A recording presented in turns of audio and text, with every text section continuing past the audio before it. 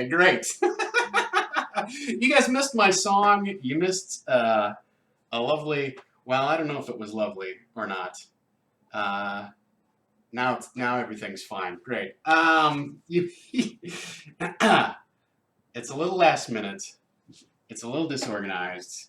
Things are a little different today on Disorganized Play. I hope you're okay with that. Don't worry, I'm here for you. So just pop something in the chat if there's a problem or an issue. I had a really great song at the top of the show that you missed. Quote unquote missed. So I am your host, Tom Lommel, aka the Dungeon Bastard, aka the guy who is in the throes of a cold. So I apologize to everybody who tuned in last night and expected to get Monday Night Dungeon Fight. I was in bed. So it's I shot a project last week, and somewhere the gremlins on set must have given me this cold that's going around. So I am still a little bit at odds with my life, or at least my own immune system. Don't worry, things are going to be fine, right? So is the camera on the floor, Farquad? That is a great question. Is the camera on the floor? So here's what's going on. We're broadcasting from the webcam that is built into my laptop, which for some reason is... So here's where my keyboard is. Here's where the laptop is. Here's where the screen is. Normally your laptop is up here. Okay, you can't see me pointing because my webcam is down here. We're broadcasting from the webcam on my laptop. Why would you do such a thing, Tom Lommel? Why would you punish us with this weird blooming angle? Because if you look over here, you will see we're going to do two things. We're going to recap the recap, like we always do, right? We are also going to make a battle map today. Very exciting. So I have rigged up... You don't even want to know what's going... My normal webcam that I normally broadcast to you on is literally clipped to a parking meter. I can't even... I'm not going to turn my laptop around and show you. It's too embarrassing. The mess that's been created as I scrambled, all for lack of a C-stand. All I ask for on God's green earth is a C-stand. That's all I need. Well, that and some additional lighting would make my life better. But for the Gracie one C-stand, it's crazy. All right, so that is enough blathering. We have work to do, and we shall not delay any further from attending to the tasks we have before us. So be prepared for a few technical glitches, but I think everything's going to be okay. So, all right. Recap of the recap. So here is what happened. So last week, like I said, I was shooting a project all week, so I was not able to make it to DM the normal game. One of the guys at the table stepped up, the guy who plays the Dwarven rogue fighter, mostly fighter rogue, mostly fighter. He took 2 levels of rogue, and I feel like he's regretting it ever since, because he thought he was going to juice that extra sneak attack damage, and he's just been handed weapons that won't let him do it. So, it's like, oh, here's a great axe of giant slaying. Well, that's not a finesse weapon. I guess you're not getting your sneak attack damage on that. So, at any rate, he stepped up to DM. I was gone. They ran through Cloud Giant's Bargain by our good Adventurers League patron, steward of the AL, as it were, Mr. Teo Abbas, so also known as Alpha Stream. So if you follow Alpha Stream, if you don't follow Alpha Stream on Twitter, you definitely should. Anyway, they ran through that. They got XP and treasure, and somehow found a short sword, a magical short sword. I feel like that was rigged in the DM's favor. Not my problem. All right, so that's up to the party to solve. So that happened. They got a bunch of XP. Most of them are going to level, okay? I did not really delve deep into what else happened or the events of last week, etc., etc., etc. that's great for them. I'm glad they got to play something while I was gone. Let's rewind to the previous week's events, right? So they were tasked with going to help Jorgen to retrieve his axe. And we started the session with a quick kind of hand wave montage of you arrive at Citadel Felbar and you're greeted and da da da da da, and then you head off on your mission, which to get this axe from these fire giants, and that is that you're volunteered for this mission by Jorgen, who has determined that's where his axe is. So you're off to kill this chief of the fire giants. I guess it wasn't explicitly made clear that he was the chief, but you know what? They're going to find that out. So that's we started off with a short random encounter that ended up being being three frost giant cousins of Jorgen showing up and telling Jorgen your father has been killed by none other than our father. We brought your dad's magical chainmail for you to have or plate mail because we knew that you would want, you're owed this due. We don't agree with how things that have gone down, but the ordning is broken. It's every giant for himself. We have informed you of events. Act accordingly. We're going to Svardborg to partake in the hunt which is being formed there. You are welcome to join us. It was a very cool. I felt like it was a very kind of emotionally packed scene for the players to really observe. They didn't participate that much, but they were there to see this play back and forth. And I think, it's one of those situations where you could argue, okay, well, they weren't directly involved in it. They didn't have a choice in what was happening. Does that make for a compelling scene? But it's a little bit like being there when your best friend gets the news that his dad has died, or there's been a car accident or something like that. Like, it can still be emotionally gripping and compelling without them having to make a choice about it, if they are emotionally connected to the person that this is happening to. And as such, they're very connected with Jorgen. He's their comrade in arms. They really love this guy, and they rescued him. So there's a lot of party investment in. They also know like how much he kicks ass, which will be borne out later in the session. But they're rooting for Jorgen, and so if Jorgen gets bad news, they care about it. So I thought that was like, for me, that was the highlight of the session, was letting that scene unfold before them. And I will point out, it was completely improvised. I hadn't planned on that happening right then, right there. I hadn't even decided that Jorgen's dad had died. I didn't know what it was, but it came to me when I rolled the random encounter. It came up as three frost giants, and that's when I knew this is not a combat encounter. Okay, if it's not a combat encounter, why are they there? They're there to talk to Jorgen. What could they be telling him? Well, they're not going to hand his axe back to him, right? That's what our mission is. So they're probably giving. He doesn't have his armor. Let's give him his armor. Why would he be getting this? It's handed down to him. What would it have been handed down from? But that's. Over the course of 5 questions, I came up with what that scene was about, right? You don't have to think that fast on your feet. If you can, great. But my point is,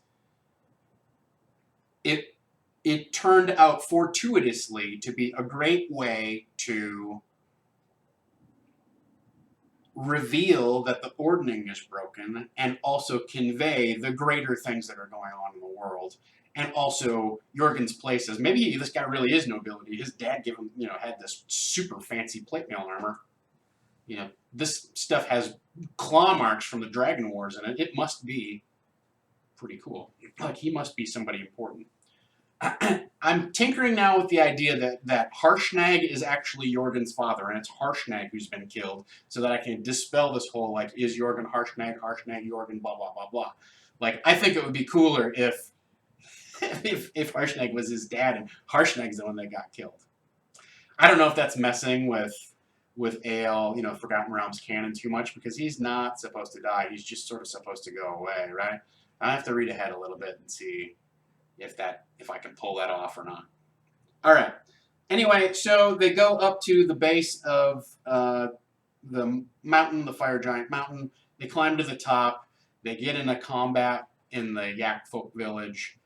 Trying to sneak into a village with a giant literally on your heels is difficult, right? So they had a chance to kind of there was a lot of party miscommunication of, are we going to parlay with these guys? Are we going to, are we just going to straight up fight them? What are we going to do? And like they felt bad, and the key point coming out of that combat was there's a lot of wind. They're at the top of this mountain. They can kind of keep things under control, but the bard points at the windmill that's turning or not the windmill, the water wheel that's turning the flour mill. He points at that thing and he goes, "Stand down or I'm going to fireball this thing." At which point I'm like, give me an intimidation check. He botches it horribly. The three yak folk who are there are like, yeah, right, this 14-year-old kid can't cast a fireball. Well, guess what? He can. He blows the water wheel up, and then the whole village goes on alarm, right? They were just on one half of let's take a look here. Where did we go? Let's take a look here. Yeah, all right. This kind of works. This whole screen is going to get super screwed up today, by the way, guys. So they were on... Oh, over here. They were over on this side, right next to where my finger is. They were on this side. They took out this part of the village without much problem, but they blew up the water wheel. For those of you who are back in the Patreon, I put a special backer-only version of this map, 2 versions of this map that have daytime and nighttime inhabitants. So you can print it off and you can look right on the map and see who's supposed to be in what building where during the daytime, who's supposed to be in what building where during the nighttime. That includes the slaves, right? So they blew up the one half of the map. Well, that's not good for them. And then they tried to sneak over. Oops, we're prepping. They tried to sneak over to the other side of the map. The monk is shadow stepping around. And they realize that the yak folk are killing all of their slaves. So that's not good. So they go charging in. The chieftain comes out, accompanied by his 2 priestesses. He sends one of the priests to go take care of that monk guy who's jumping all over the place. He comes out, challenges the rest of the party. The rest of the party is sort of waiting, holding back at the gate, kind of like, hey, what are we gonna, let's wait for them to attack us. Jorgen is like, screw that, like I'm not chicken. I'll wait in there. He wades in there. Some attacks go off. Notably, the priestess tries to banish him. He makes his saving throw, which was clutch. And the bard had already fireballed the group once. And so Jorgen steps in, thwack, hits the yak folk chieftain twice, finishes him off, just decapitates the guy right there. So you'll find my battle maps at that link, but if you're a Patreon backer, there's a special folder that the general public can't see. Thank you, Farquaad, for popping those links up. And that is where the yak folk, like if you just want the basic yak folk map, I believe I put that in there, but I don't think it does you a whole lot of good. You've already got one, in the book. But I've got a populated version, because I like to see what forces are where on the map, right? So at any rate, Jorgen did, the yak folk chieftain tries to take a swing at the guy, overextends his arm. Jorgen slices his arms off with the elbow. His greatsword falls to the ground. The guy looks up or looks down to as he sees his sword fall, like this His Jorgen's battle axe goes through the back of his neck. Chomp, his head drops on the ground. Blup blup blup. We cliffhanger combat at that point, right? So we've still got a bunch of yak folk to dispatch. We still have a pretty good set of forces out there, and but the main bad guy has been dispatched.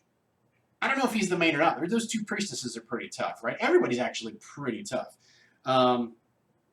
And they've been, but the priest casting a 4th level clerical spell is a big heads up. Look out what's happening because stuff is going down. She can cast a 4th level priestess spell. So I expect Spirit Guardians to go up pretty quickly, etc., etc., etc. In terms of how the rest of next session is going to play out, I told the players, we're going to finish this battle with your level 6 version of your characters. And then you will have to, at some point, take at least a short rest to level your characters up to 7. So bring your 7th level characters, but we're not going to jump into this combat like you guys are all suddenly magically level 7, right? That's not quite how we're going to get back into this thing. Now, I am using Jorgen at full strength. I have some qualms about that because he's got a lot of hit points. He's got a high armor class, and in the book it says, well, he holds back and he just makes 1 attack instead of making his full 2 attacks, etc. I haven't really been playing him that way, although he has consistently been rolling low on his initiative. So I might just always assume that Jorgen goes last. That might be a standing rule from now on. Jorgen goes last, and that way the players have a chance to get a lot of the glory that they want, that they need. They have a chance to do stuff. He will kind of come in and mop up a little bit. It does feel a little bit like he's the rolling tank, and I'm curious how far we're going to get before they go, well, we all stand behind Jorgen and just plow forward and just keep healing him.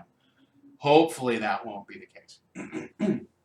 The other complicating factor that we need to look at before we're all get into that true madness that's about to transpire here is they destroyed the water wheel. So that has the unfortunate side effect of, where's my map? That is the unfortunate side effect of destroying this elevator, right? I can't touch it. This elevator, right, that goes down into the fire giant mines. And then, so according to the book, somebody shows up in about 20 minutes, 15 minutes. According to the book, it's like 10 to 20 minutes later, somebody shows up. One of the fire giants shows up to find out what happened. So he's going to probably interrupt their short rest. And I have to decide, does that guy start a fight? That seems unlikely. Is he going to then retreat down into the mines? Okay, but do they chase him?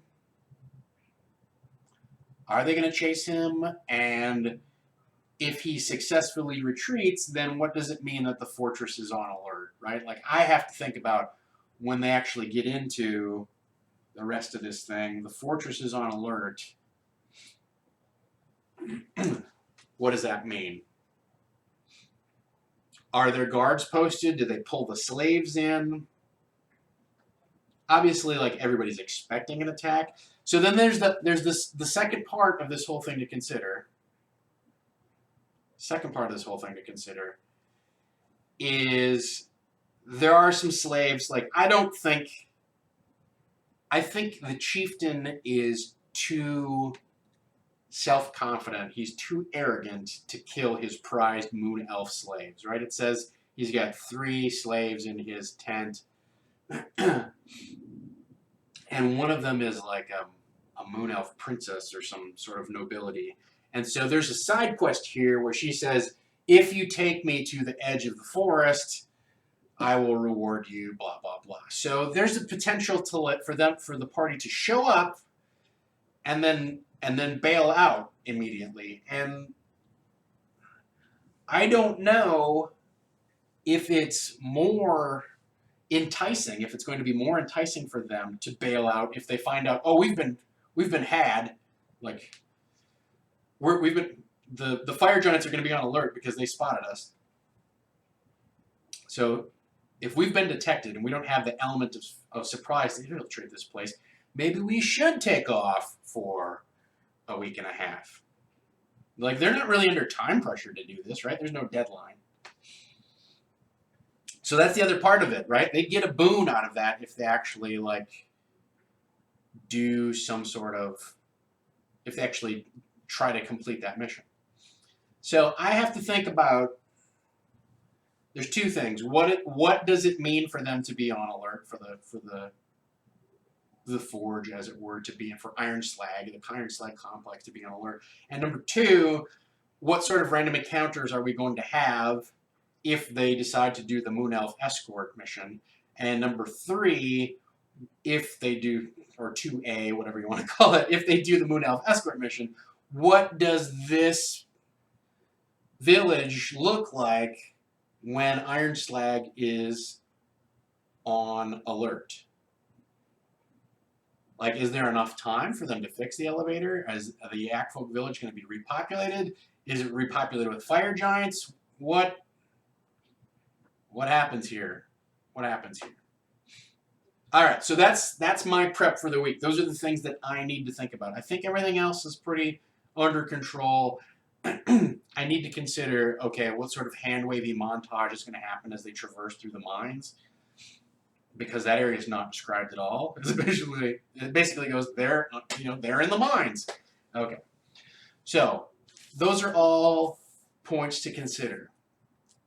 Let's get to the meat of the issue here with our last half an hour left. And if you guys have questions in chat, I'm happy to answer them as we go along here. But I wanted to walk you through my process for creating a battle map. And I feel like because we've dispatched half of this thing, because we've dispatched half, this right-hand side of the map, we're just going to focus on that left-hand side of the map. I measured it out. It'll fit on a piece of gaming paper. I'm like, let's do this very tactically, because we were doing it Theater of the Mind last time we played, and I think this is very quickly going to get into some nitty-gritty of where exactly is everyone, how far can everyone move, da da da. Like, let's zoom into that level of detail, right? I like to, like I've told you guys before, I like to switch up my combat modes where we do a little Theater of the Mind, we do a little something else, da da da da da. So let's take it to the tabletop. So I'm going to move my laptop over here, and then some magic things are going to happen. So let's bear with me. Bear with me. Some craziness is about to ensue. So that's going away.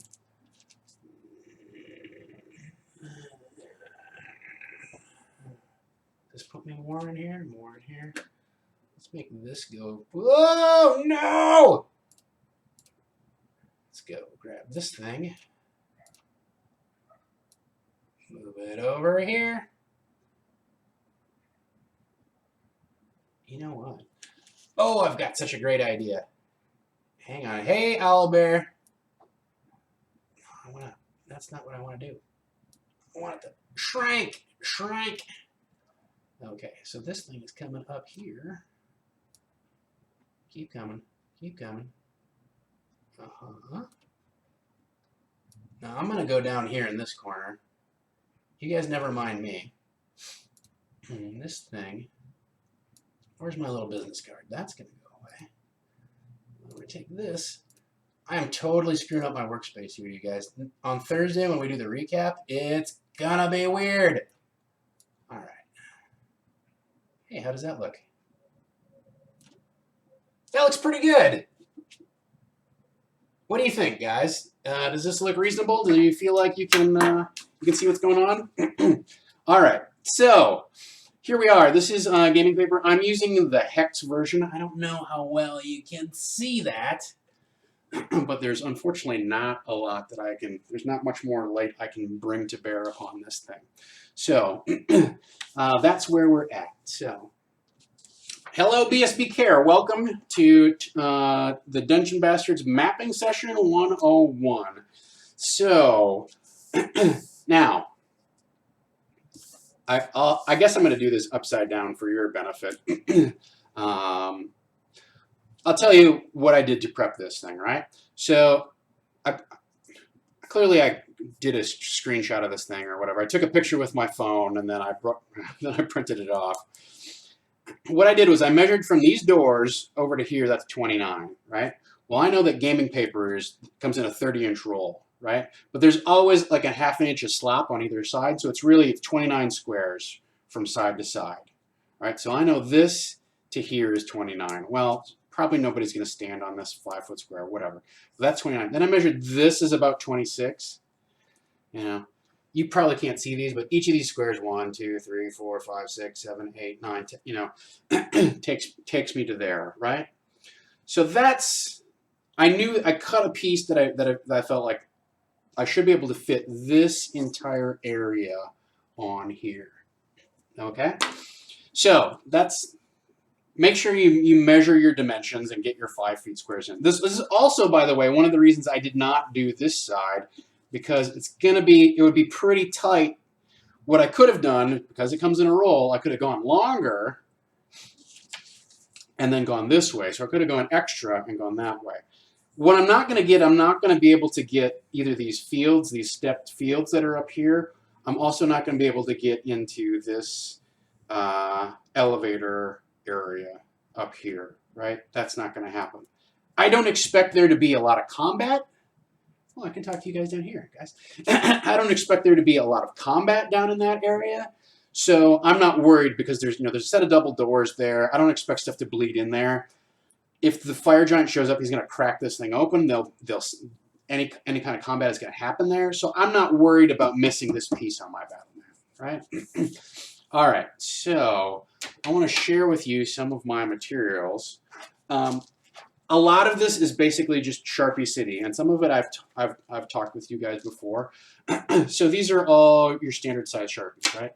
I love to use a king size Sharpie to do the really heavy borders, the edges of my map, okay? I also like to have some bigger Crayola markers. A lot of times you see these on Amazon, or especially like during back to school sales, you'll see markers for super cheap, right? So like I really won't buy Sharpies unless they're 50 cents a piece, right? Like per unit. Like if it's a pack of 10 and it's $5, that's a good deal. But anything more than 50 cents a piece, I'm kind of so on. That's where I'm at right now. The other things that I will use. Is this going to work? Is this going to do a thing? No, you can't read it. Oh, kind of. So these Crayola Twistables, I really like these things. All right, they're kind of waxy crayon, but very smudgy. Okay, I've got 2 kinds of these. You'll see these sometimes at Target too, or whatever. These things will be. You can get them a smaller size. That's what I've got these for. The thing I like about these is they got a nice texture to them. Likewise. And I've talked with you guys about this stuff before, these beeswax crayons. Is this working good for you guys? Is everything cool? So I like these beeswax crayons. I like these things for stuff like a background. So if I'm going to do, I've got a dirt road and I've got a strip of gravel on either side, or so like that's not particularly great, right? I've got like a transition from grass to gravel or something like that. I'll use this to color that transition in, or even just to like I won't do all of the grass. I will do like the levels in the grass, and then I'll color the grass with one of these crayons, right? With this crayon, it gives it a differentiation of color without being like strong marker where I'm like just burning a whole marker doing the whole thing. These crayons, like you can go a long time with those crayons. Hopefully we'll get to that and I'll show you the actual technique. The other thing that I will say is So I'm doing this clearly on my kitchen table, which is an oak table, and it has you can't see this, but so it has wood grain, right? Like it's not 100% smooth. Okay, so when I use the markers, there's going to be little bumps where I've got a leaf on the table. There's going to be a little bump. Be careful. Like I've got to pay mind to that. But also, when I use the crayons are going to pick up that grain, okay? And that actually gives it a cool textured effect. That's actually worthwhile. So those are our materials. Gaming paper, some scissors. Ideally, I think I'd like to use a pencil on this, but you know what? Everything's groovy cool. That's going to be fine. So some things I need to decide before I really get down to business here, right? One is, what am I going to use my Sharpie King Size on? And I think Sharpie King Size needs to define the edges of the mountain that are here, right? This is cliff face that you can't actually go through. All right. I think it needs to define the edge of the wall. That's a solid barrier. I'm not going to try and get too crazy about depicting this wall 100% accurately, because really, who cares? All right, so that's going to be my Sharpie King Size. All right, now the other thing I need to think about is these buildings. I'm going to do this top-down view, right? I'm going to try and replicate this just on a bigger scale. So what are these things? Now, your gut inclination from looking at the black and white might be, well, let's either do this in our Sharpie King Size or in black as well. I don't think I'm going to do that. The good news is I've got a dark brown marker in my stash here, and I'm going to use that to outline all of the buildings. Okay, I'm going to use it to outline these buildings, and I'm going to use it to outline these fences. I think these are cages. I think these are slave pens. That's what these little squares are. We could also, maybe get out the book.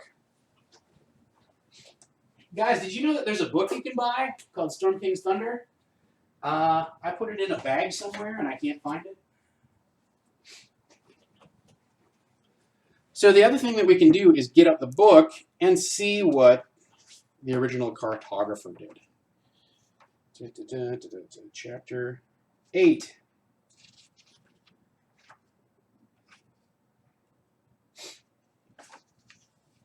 So the other thing I'll point out is that this illustration, if you can cover everything up, is a really great way to show the players, okay, so you're over here, and then there's a bridge that goes over to this other side. I ended up using this in the session, and I recommend that you do the same thing.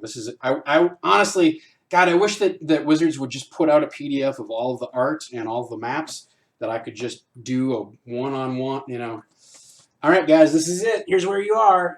That's what I want to do. But, you can only ask for so much.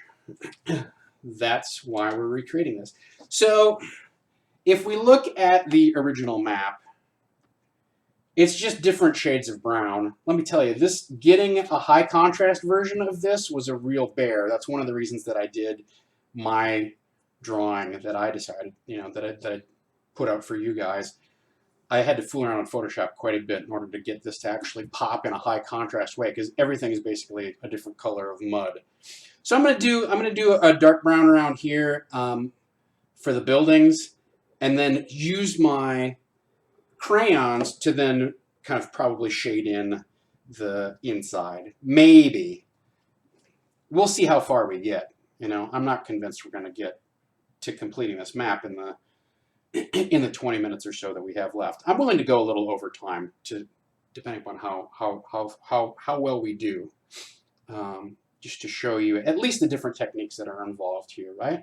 But you can always refer to the original map for your color schemes. It would be nice, if this were included. Definitely, we want to use some blue for the water, etc. But this is all basically different colors of mud, some green up here that we're not even going to include on the map, right? Okay. So, with that in mind, let's get down to business. So we have two options. We can either start on the outside in, or we can start on the inside out. I want to just come up, and what I mean by that is we can either draw the borders and try and get those right and perfect, or we can start somewhere in the middle and draw everything relative to that, right? I think that's probably safer. Like, this is very definitely like the center point. The Chief's hut is very definitely the center point of this whole compound. So I don't see why we wouldn't make it the center point of our map and then put everything relative to there to some degree or another. Now, I'll tell you, I'm using hexes because I feel like, because it's an outdoor thing, it feels more old school to me to use hexes. Okay? That's where I'm at. So sometimes players complain about the fact, like, oh, I don't know if I want to go over there. How do I go over there? It's like, well, you just move that number of hexes. If you have 25-foot move, you move 5 hexes, right? Sometimes it scrambles their noodle. I like hex paper. It has a very old school feel to it. And because we're fighting outdoors and we're not fighting in straight chambers, we're not, there's not a T intersection. That's where things get screwed up, right? Is where you have to draw like a T intersection and then a square and all that kind of stuff. And people are like, well, that's a half.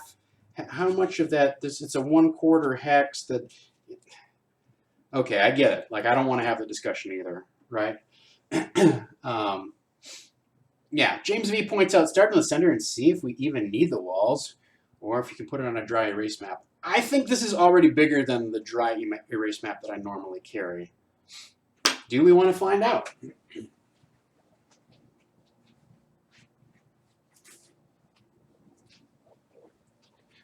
So for those of you who are not familiar with the famous, infamous flip mat that Paizo offers, this is that such contraption, and we're a little bit bigger. So this map that we're going to draw would not normally fit on a flip map.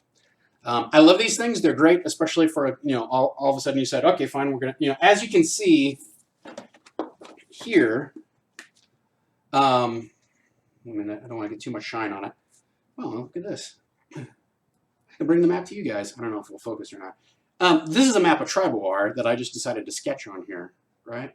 So you can use it however you want. It's got hexes on one side, squares on the other.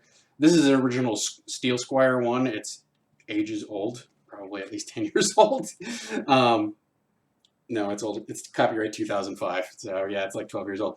At any rate, like, I always carry one of these. I always carry one of these in my bag, and I highly recommend that you do too. But this map would not fit on here. Well, congratulations. We're smart. All right, let's get down to business. So you could pencil this stuff in, right? You could start with pencil and just kind of tentatively draw and see what happens, and then trace the stuff out, fill it in later.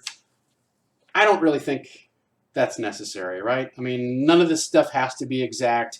If we're off by 5 feet or 10 feet here and there, nobody cares. It is not mission critical to get these proportions exact. All right, so I'm just going to use my pen to count here. So there's these double doors here, and from here we go. So this is, I'm going to count this as square 1 because we got to represent this. 1, 2, 3, 4, 5, 6, 7, 8, 9, 10, 11. So 11 from the door to 1, 2, 3, 4, 5, 6, 7, 8, 9, 10, 11 from the door to here to the door of here, because I'm assuming the door of the hut faces the door of here. So that's 11 squares. Okay. 12, 13, 14, 14 here. Okay. So this is kind of on the corner of the square. And then, so if we start counting again, 1, 2, 3, 4, 5, 6, 7, 8, 9, 10, 11, 12, 13, 14. 14 basically to this wall, right? So it's it's 14, bam, there's a dot, 14 more. Maybe there's 15 to the wall, whatever, right? Okay, that's fine. I counted from the bottom here, 1, 2, 3, 4, 5, 6, 7, 8, 9, 10, 11, 12, 13, 14, 15, 16 to that same plane where there's the dot, right? So that's 16. I should really be writing this down. Unfortunately, I picked up a pen that doesn't work. Hey guys, I got another one. So this is 16. It's 14 and 14. Because I think this is going to compress a little bit. 1, 2, 3, 4, 5, 6, 7, 8, 9, 10, 11, 12, 13. That's 29, right? So that's pretty good. 13, that would take us to here.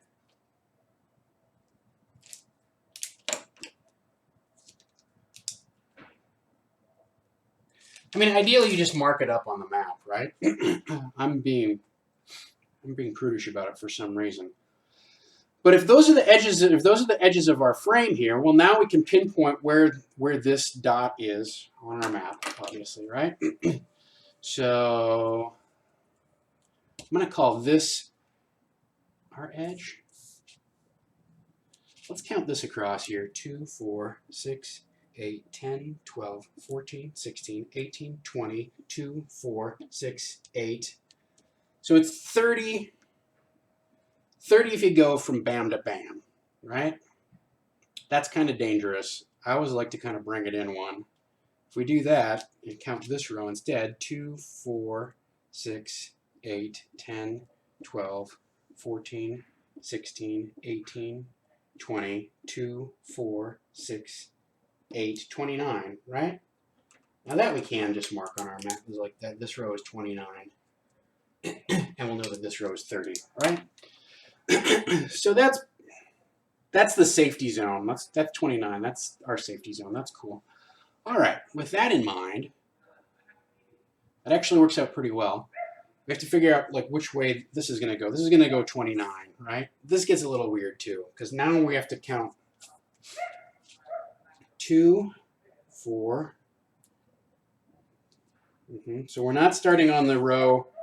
I don't even know if you can barely see this, right? This row is not a full row, so we're starting on the first full row. 2, 4, 6, 8, 10, 12, 14, 16, 18, 20, 2, 4, 6, 8, 30. So we got 30 going this way, which is one more than what we need. Cool, that's fine. All right, so let's start with this top row here and go 14 in.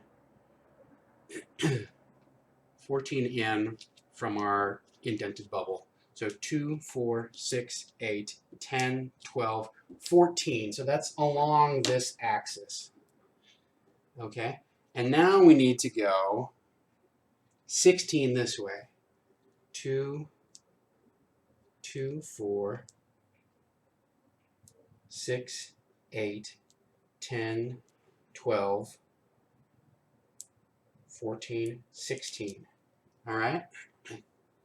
So it looks like it's a little tricky, right? But I think I'm going to put the dot here.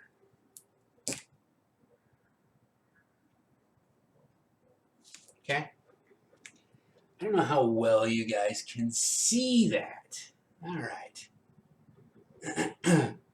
All right. So if we decide that's our center here, let's see how far away we got from this. Let's see if this goes 13. 2, 4, 6, 8, 10, 12. It goes 14 this way, so it actually works out pretty well, right?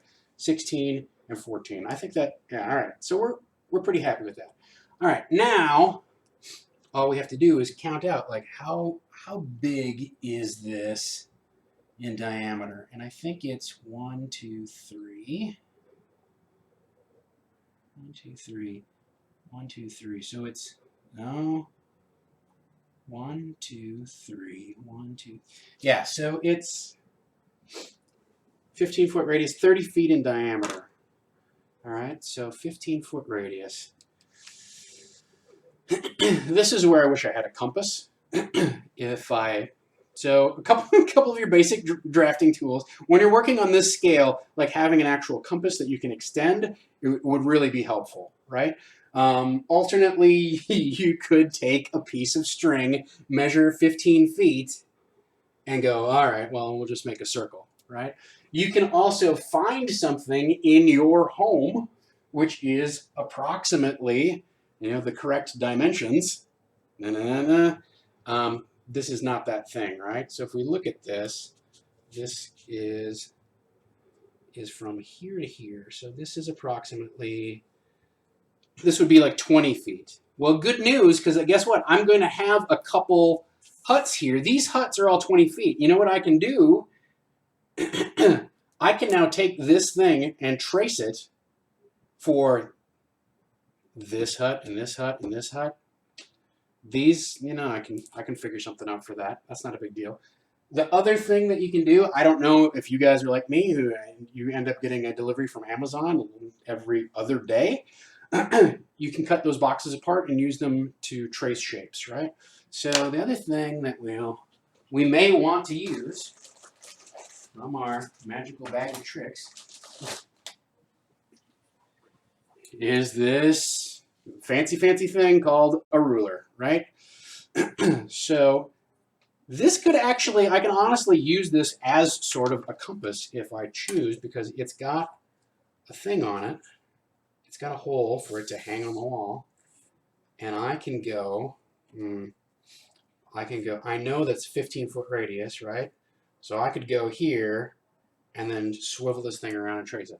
Ideally, I just have a freaking compass. I feel like I want to freehand this a little bit, right? So I'm going to go 3 squares out. I'm going to go about to here. Eyeball this a little. So it's going to go about to here. That's 3 squares out. Oh, about to here. That's 3 squares out. So I'm just making dots. Now the reason I'm making dots is that if I screw it up badly, they're practically invisible to the players if I decide I have to fix it later on. This is also one of those areas where I could have used a pencil. So 1, 2, 3, 4, 5, 6. That's right. 2, 4, 6. It looks a little squinchy to me. It doesn't look like a perfect circle. So I think what I'm going to do is I'm going to cut something that's that diameter. If I can, I happen to have a crappy old box sitting here. And what I need something that's, the problem with this box is it'll work if I take it apart and cut it. So there's a couple other tools that you can use here if you are going to be anal retentive like I am.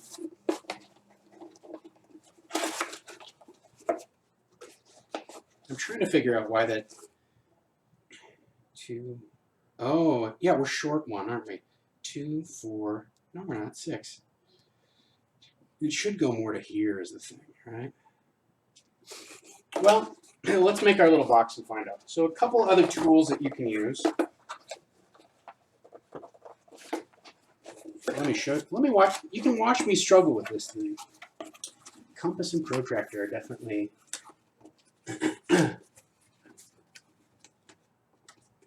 Yes. James V points out that because I'm at an indices, where I'm at an intersection of 3 hexes instead of in the middle of 3 hexes, that may be why it's not quite right.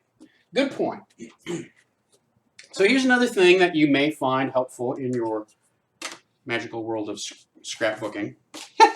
Welcome to Dungeon Scrapbooking, everyone. I'm Tom Lommel. I will be your host today. Is a cutting board, right? So what I'm going to do here. So you can get a cutting mat at Michael's. You can get it online, wherever you want. Definitely it's definitely helpful. So because there's this crease here, what I want to do is I want to put that crease in the middle. Okay, so that's 6, and that's 0, and that's our target center.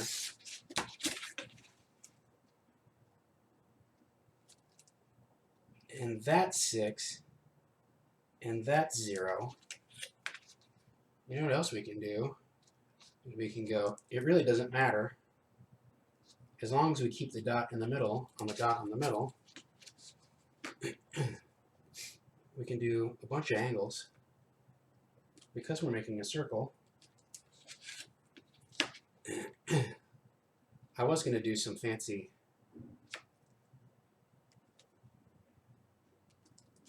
sort of tracing type of thing to make this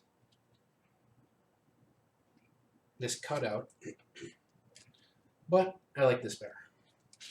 All right, so I've got my circles here. I just want to kind of trace them in a way that makes sense. I'm freehanding this. Why? Because it doesn't have to be exact. Nobody cares. No one's going to report you to the art police. Guess what, guys? If you're not doing this professionally, if you're not being paid to do this, the art police don't come to your town. They will not pull you over for bad arting. So now I got a couple options here. I can mow this thing out with the scissors, which isn't necessarily a bad idea. But why did we get our cutting mat out if we're not going to do some cutting? Standard retractable blade. What I don't like about this retractable blade, number one, it's extremely dangerous. Okay? Like, I know it's easy to just mistreat these, take these things for granted, use them for slicing open your mail or whatever, but they will fuck you up, you guys. Do not. Also, like the amount of pressure that I'm applying here. So there's another thing to consider, right, is that this is cardboard, okay? The thing about this cardboard is it's got reinforcements, ridges built in here. So your blade is going to alternately kind of like give and take, give and take. It's going to have resistance, and then it's not going to have resistance. Well, that sudden change in tempo means the blade can slip, off the mat or out of your hand, and the next thing you know, you've cut yourself badly. So, these box cutter knives are cheap and they're common. It's easy for them to get dull.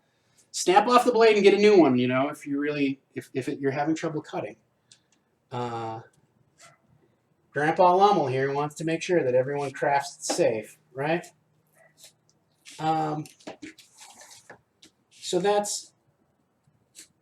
But what I like is you can do different angles and stuff like that. But as you can tell, it's like you need to push a little bit harder to pop through those ridges, but then you sail through the non-reinforced part, and you're into that next ridge. So you have to apply pressure to keep control. Push down. That's where this cutting mat is your lifesaver, because the thing about the cutting mat is you don't want to cut into your table. If you put another piece of cardboard underneath, it's hard to tell exactly what's going on, etc. So now if you want, you can trim the edges on this thing. I'm not particularly worried about it. The other thing that we have working to our advantage is that these are crudely built huts, right? So they're not supposed to be mechanical marvels. If I want, I can punch a hole through here and line this up. I could have cut up the middle so that I could get it, but honestly, I'm just going to sort of eyeball it. I know that that's the middle there.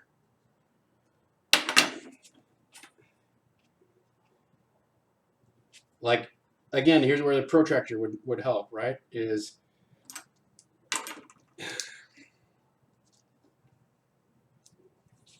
So we line it up on these dots. Just sort of line it up on these dots.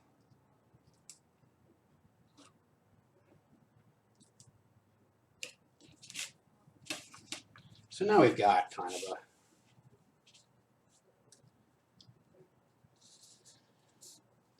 so we know that this is what we're aiming for, right? All right. Looks good. Let's make a mark. Let's get rolling on this. All right. So here's the other thing is, if you look on the map, these edges are not necessarily 100% uniform, right? So we don't have to trace this thing as if it were 100% a smooth round circle. Now, if you're crappy at drawing, who cares then, right? Like if your pen wavers or whatever, you've got this guide. Let me put it this way. If you're not confident in your drawing skills, let me assure you that you don't have to have great drawing skills in order for this to work out. Now, if we look, we're pretty close to where our dots are, all right? Well, this is actually dramatically different. Yeah, I measured that wrong somehow. I put a dot there. 1, 2, 3. That didn't quite work out. All right, that's fine. That's why we make a guide, right? So we made our guide. Here's our tent, our main chief's tent. That's done. So now if I want, I can go through and I can enhance this using the side of the. So when I drew, I was using the point, right? So I'm using the point. Now I'm gonna. The reason that these things have a wedge tip is so you can go a little fatter if you want. You could also just get a fatter marker, right? But you know, let's go around and just make this line a little more definite. Because when it's fine detail like that, I want to make sure that this is defined as the boundary of the building. Okay? I want everyone to know that this is definitely a building. This is not a feature. This is not a degree of elevation. This is an actual structure.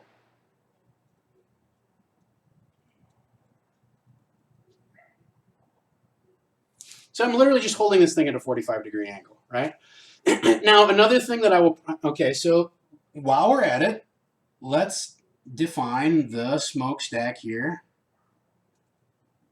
Honestly, all I'm doing is going around that circle, and then I occasionally just stray out a little bit to make it a little more, kind of do some radiance off of it, right?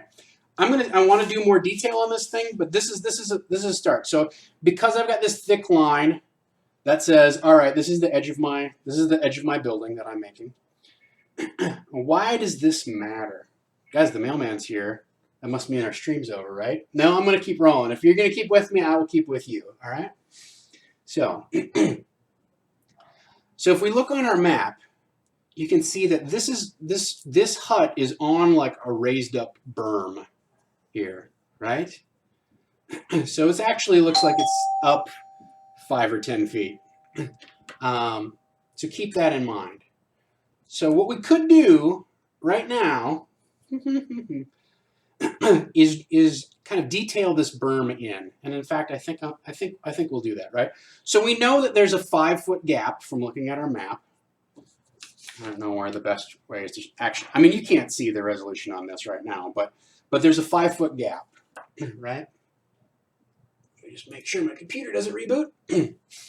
We know there's a 5-foot gap, and then the berm is about 5 feet tall. So what I'm going to do here, you have two options, right? So I could make another guide that's now 8 inches in diameter, right? Because we started with our 6-inch guide, we can go 8. The other thing we can do with this is we can cut this down to 4 Or we could do a ring inside at 4 and use it to do our other buildings, right? Maybe I'll do that. I haven't decided.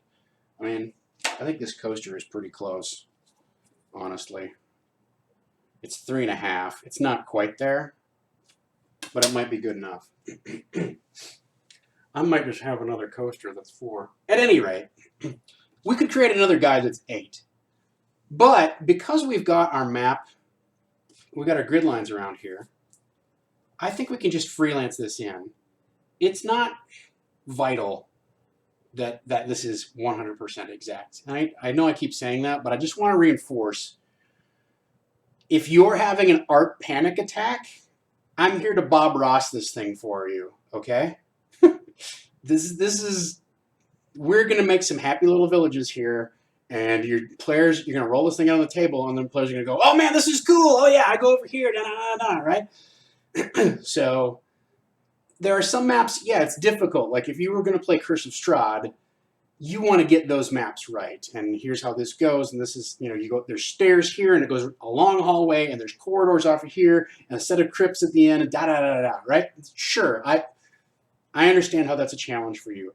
But a scenario like this, like Nightstone, if you're going to do Nightstone, or this Yakfolk Village, where if there's 25 feet or 35 feet between the chief's hut and building 4B, nobody gives a shit, okay?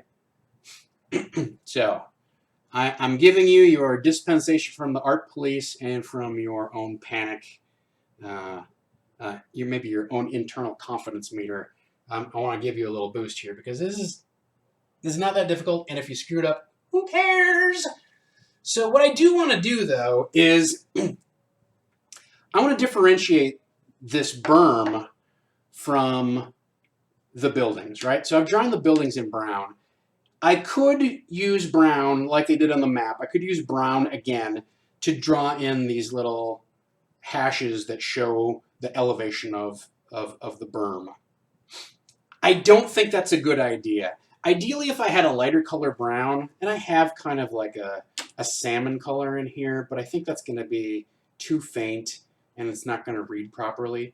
So I don't want to use that. What I do have is I have a gray, okay? And if I end up making like the dirt around here kind of gray, the buildings are brown and the dirt in the compound is gray, then this will probably work out pretty well. So I'm going to use this gray color instead. So how do we want to approach this? If we look on our map, it's a loosely connected ring, okay? That's the way it's drawn. It's a circle that isn't 100% complete, that surrounds the hut. And then off of that, we have little rays, just little radiating lines coming off at, different rough spots that indicate our elevation, okay? So let's, the great thing is we're replicating what's been done, essentially, right? So BSB Care asks, how long do you spend per map? It really depends upon. So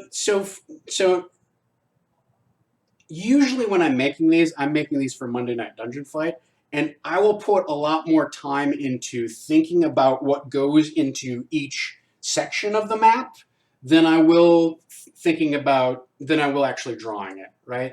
So I will have to, like, for Monday Night Dungeon Fight, I have the goal of, okay, I want there to be, I don't want too many straight shots where somebody can shoot, a fireball or something like 15 squares or 12, like they can move 6 squares, shoot a fireball 12 squares, then move 6 squares back and duck around a corner. Like, I don't want a lot of long, straight passageways.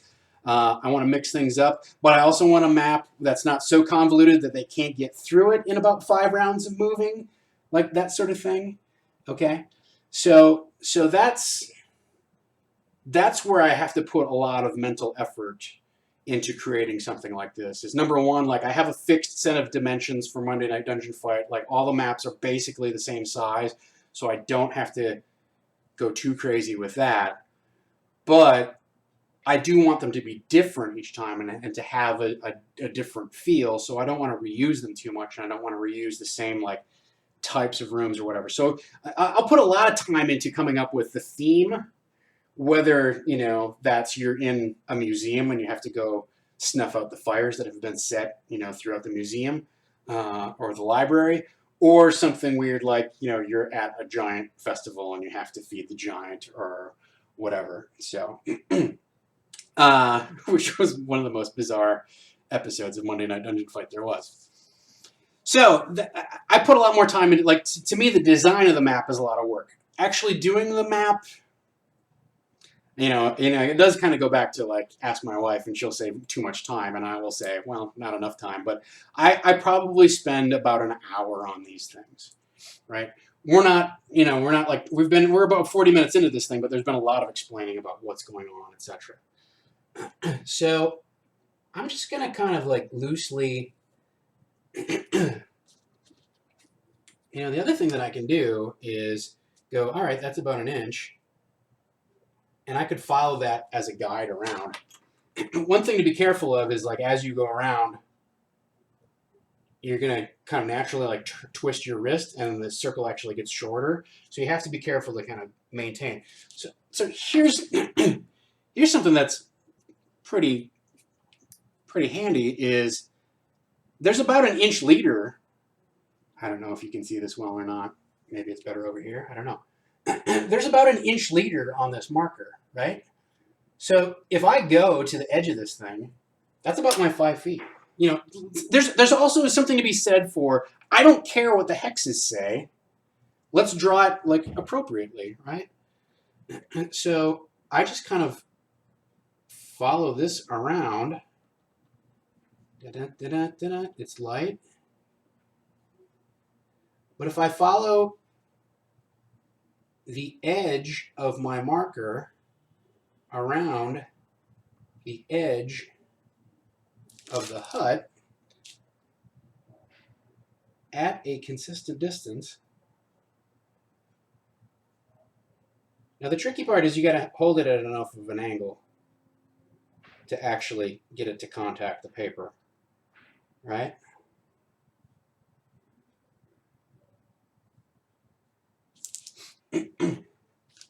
I'm going to go back up here and then start reconnecting.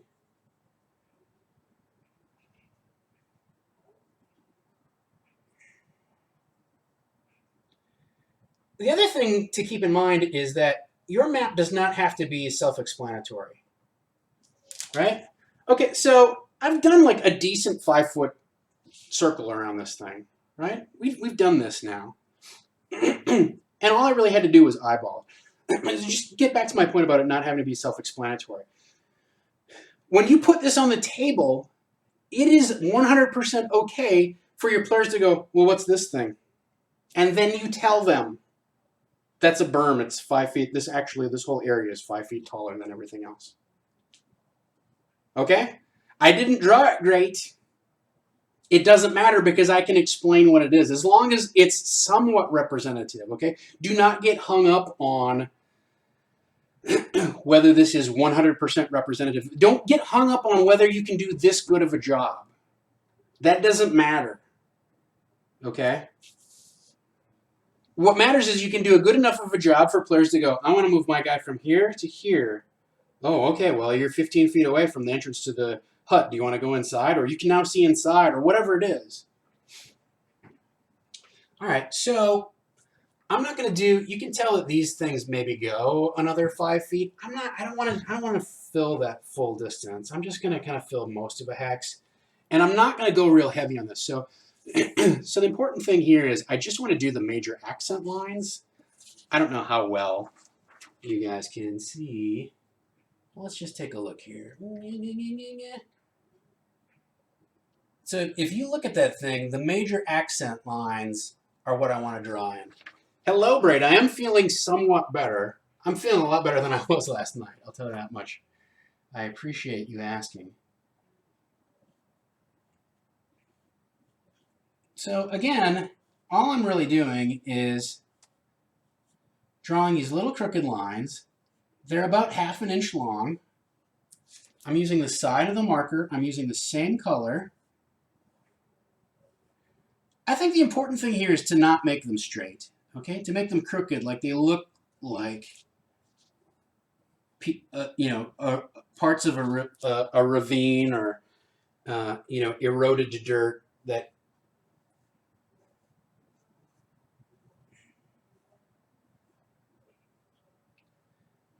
And the tricky thing is you're doing a top-down perspective, but this is sort of a perspective drawing.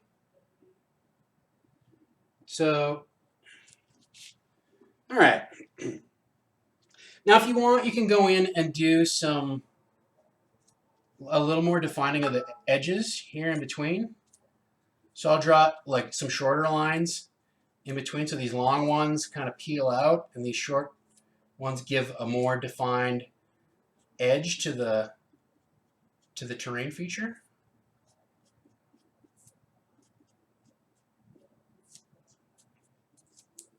And that, that helps too, right?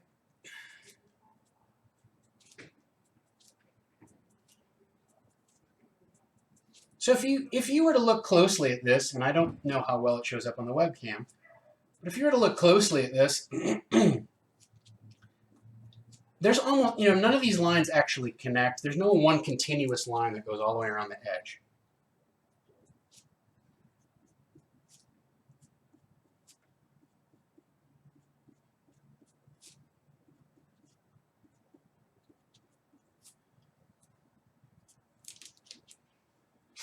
All right, it doesn't look great. I'll be the first one to admit that. I think that we're going to be able to enhance this a little bit using our crayons and such, right?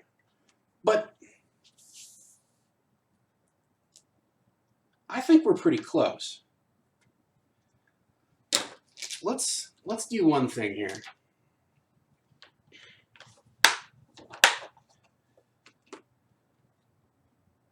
So I got a couple different colors what I want to do is I want to color in this hut.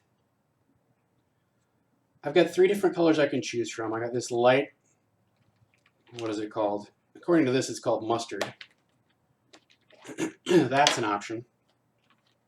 But what I'm in favor of using is just what they're calling straight up brown. It's a very reddish brown, but that actually goes with kind of our theme here. So it's a real question of, is it a thatched roof? In which case I might kind of mix some yellow and this yellow and mustard, I might mix those together. Or is it more of a mud roof? I think it's actually more of a thatched roof, but I think I want to go a little bit darker. I just want to show you what these colors look like. So I could go with that.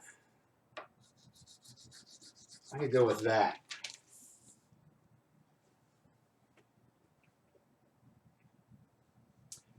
I like this color better. I mean, I'm sure it reads better on your screen, but the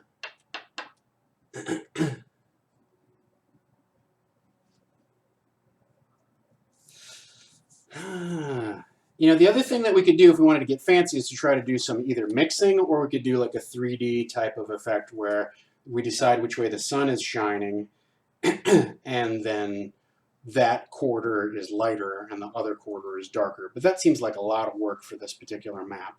So I think what I'm going to do is go with this brown. It matches nicely with this brown.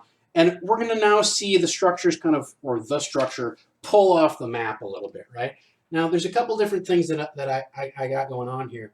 But the main one that I can really get some juice out of is to draw those lines concentrically, or at least not concentric, but radiating from the chimney hole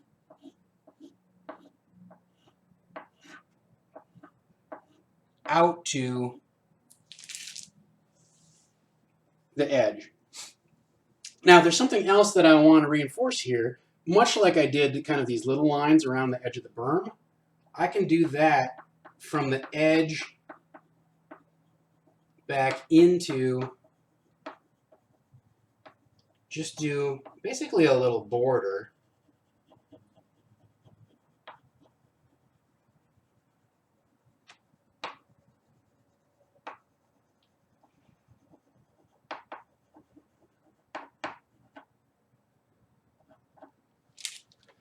Now, I like what's going on here, actually. Like, one thing I want to stress is I haven't filled the whole thing in.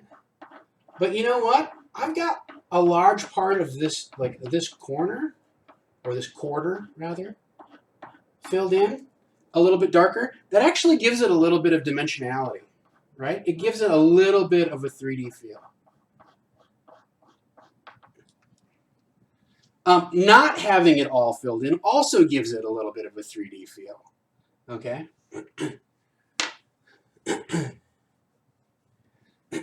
Well, you know, so James V brings in the point, like, wouldn't you leave the roof more implied in case the fight goes inside the building? Here's the great thing about this is I can still see, maybe you can't on the webcam, but I can still see the hexes inside here, right? So if I want to, I could drop figures inside and say, you're inside here, you know, there's a fire pit in the middle, but, you know, if the fight does go inside the building, I can still conduct a fight inside that building, and I know, okay, there's these hexes, you can move from here to here, et cetera, et cetera, et cetera. I can still see the hex, even though I've drawn in the top of the structure. So it's still fairly implied, to be honest. All right. So that's pretty cool. All right, done and done.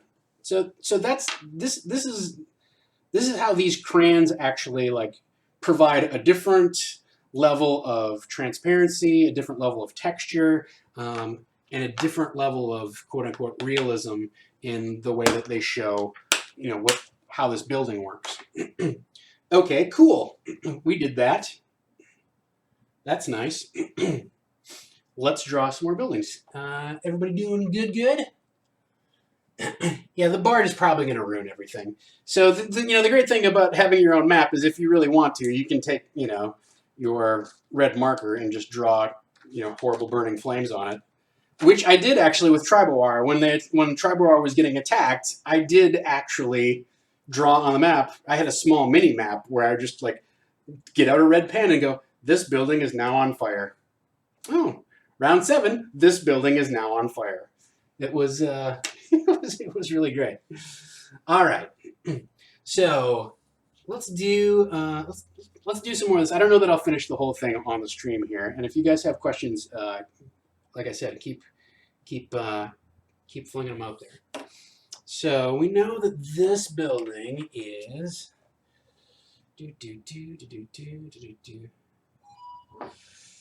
this building is 1, 2, 3, 4. So it's 20 feet in diameter. So you know what? Let's. I think all of these buildings are 20 feet in diameter. Yeah.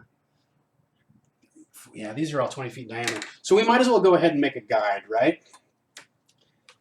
And I think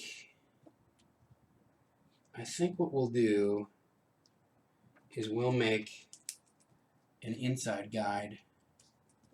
We're going to try this.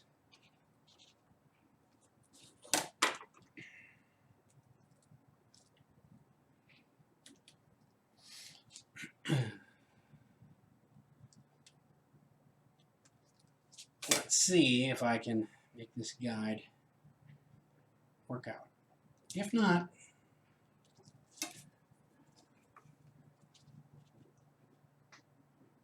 like I said, I'm not calling the art police on you.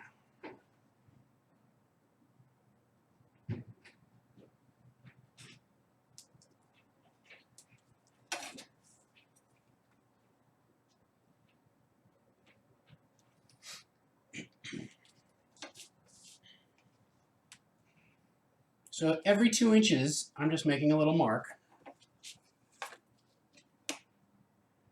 So I got 2 inches lined up on my main dot. And then anywhere from that point, that's at 2 inches. Some good old basic geometry for you guys.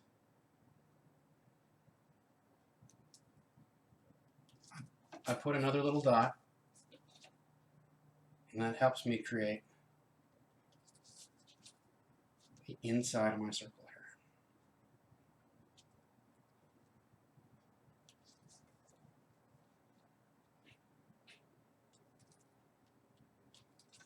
All right, so for those of you who are wondering what's about to go down, I'm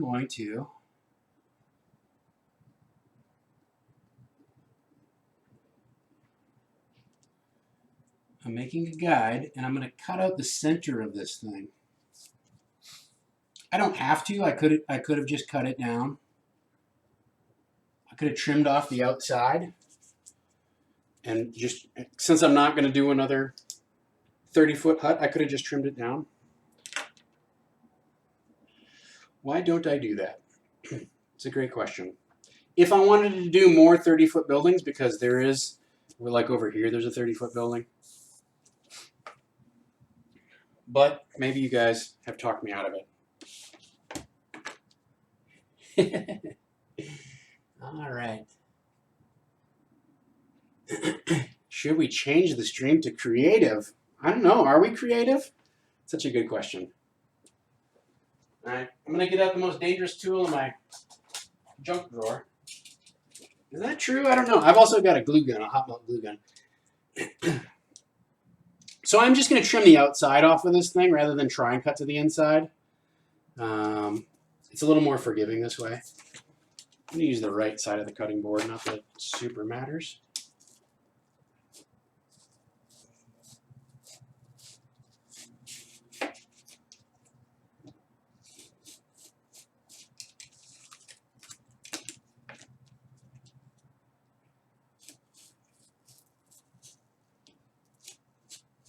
See now, like this is like you're trying to like turn this corner on this thing, right? But you're cutting towards yourself, and if that cutting knife skips off the cardboard for whatever reason, it goes right into your wrist, you guys. Like I don't mean to be like safety nanny, but it's easy to get careless with these things. You know, you're applying a lot of pressure with both hands. And I just encourage you to not be careless with these things and to take your time. It's not worth getting cut at all. Yeah, even a minor nick with one of these things is a pain. Literally a pain. All right. That looks pretty good.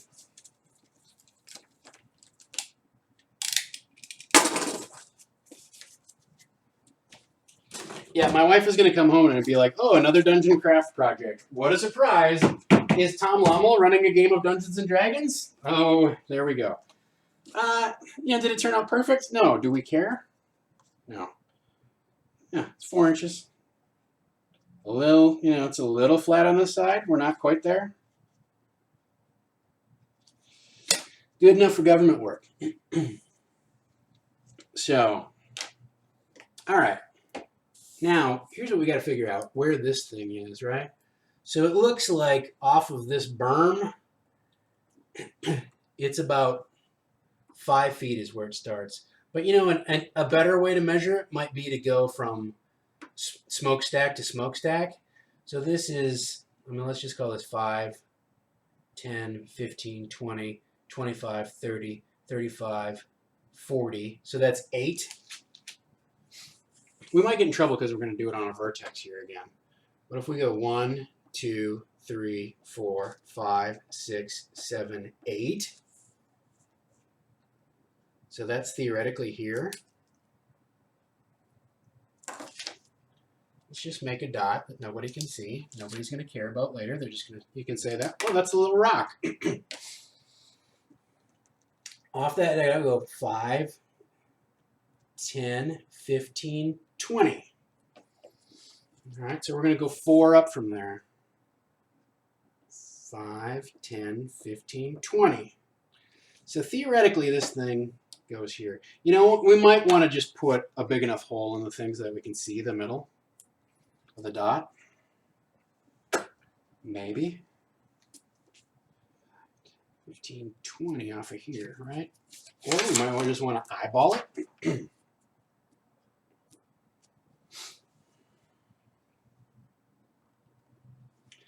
So if we look at, we want basically 1, 2, 3, we want 15 feet in between the edge of the wall and here, right? It's a little bit more than that is what it looks like to me. 1, 2, 3. Looks like it's closer to 20 feet. But that's arguable, right? Because here at this spot where it starts, it's 5, 10, 15, 5, 10, 15, 20. This is 5, 10, 15, 20. That's pretty close. I think we're good with that. So I'm going to draw that one in. Again, just kind of trace around. Doesn't have to be a perfect circle.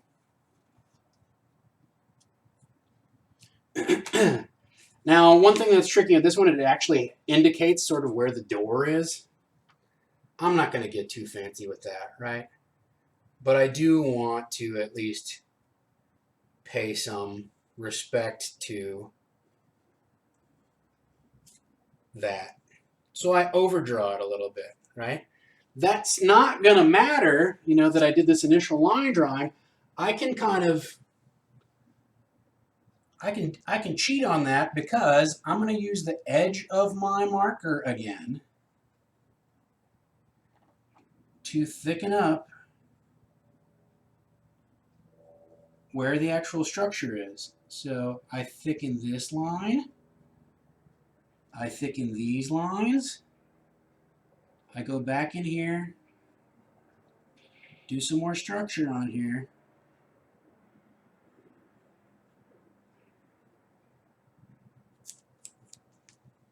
Looks pretty good. I don't remember exactly which dot was the smokestack. At this point, it doesn't matter anymore. I draw in my chimney hole. I add some little radiating lines there.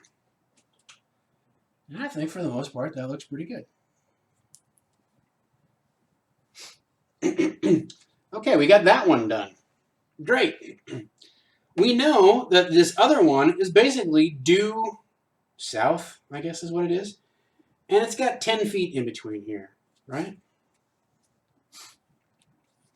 Let's just give it a healthy 10 feet.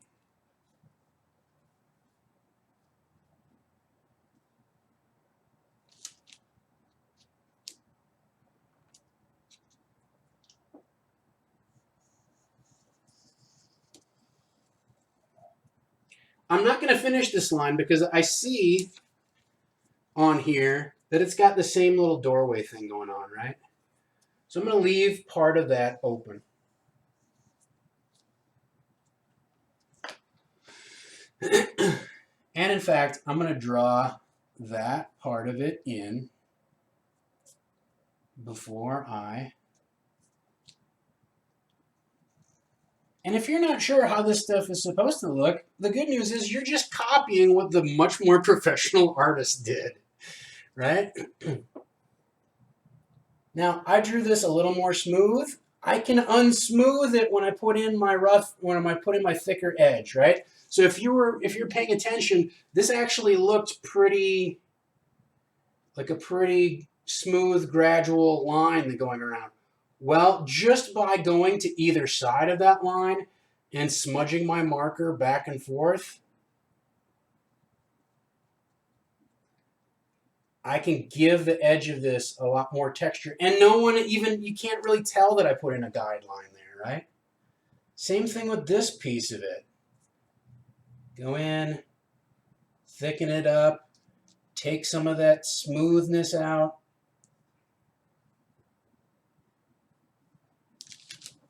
Works good. Add in our chimney. Rough it up. Give some concentric radiating points coming off of it. Because the way I picture this thing is like branches, thatched roof coming down. I'm not particularly happy with this one, but I think it's going to get a little bit less ugly when we go and do our marker or do our crayon drawing in, right? Okay, well, now we're kind of humming along. So,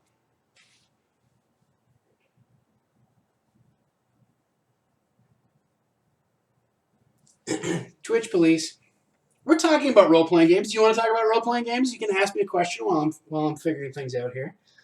So we know that this is 5, 10, 15, 20 feet to the corner of this thing, and we know that it's 10 higher. So it's 20, 10, 20. It's like over here. And it's 10 higher. That's on here. So it goes about like this, right? About like that. Okay, well, this is, so let me just step back to the beginning of our creating this map. Here's the advantage to starting in the middle and working our way around. We're probably no longer on the exact same dimensions, right? Like the wall should be somewhere like right here. We've got two choices. We can either drop this thing in kind of where it's supposed to be. We can fudge it a little bit so that we have room for the wall. Or we can say, well, there's a wall there. It doesn't matter. Okay? But if we'd started with the wall first, then we might have problems, with having to move things around inside. Whereas the wall doesn't really matter. So I can say, well, that's the edge of the wall. I didn't have room for it on the map. Total lie. But I would rather blame it on the paper than blame it on my own artistic inaccuracy. But let's fudge this just a little bit, right? So that we do have room to draw our wall in. So I'm going to do a dirty trick here. See how my guide has a little bit of a flat side? I'm going to use a little bit of that flat side. And nobody cares whether these slave pens are exactly, so this is supposed to be 20. I am going to move it over a little bit.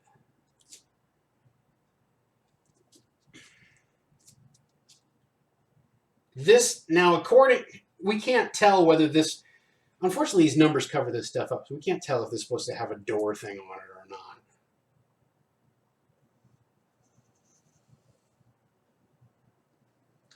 I'm going to give it one, just so it looks like the other ones.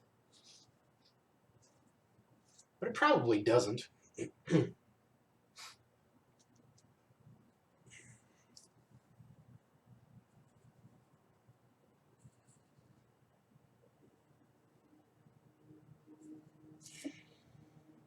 Okay, so do you see how, what I would call this, it looks kind of delicate, right? The lines look kind of delicate. And they look very even. So I take the edge of my marker, I smudge back and forth along that line, not just varying, just going ever so slightly to one side or the other. One side of it, never really straying in or out. But if I do, I can go back in and connect it, and you never even know that I strayed outside of it, right? I go in and I just cover that back up. Everything's fine.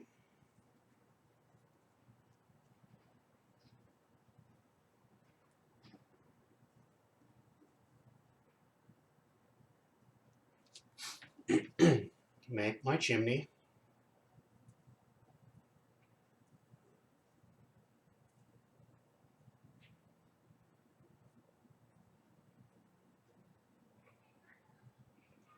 I'm not particularly thrilled with how these chimneys are looking.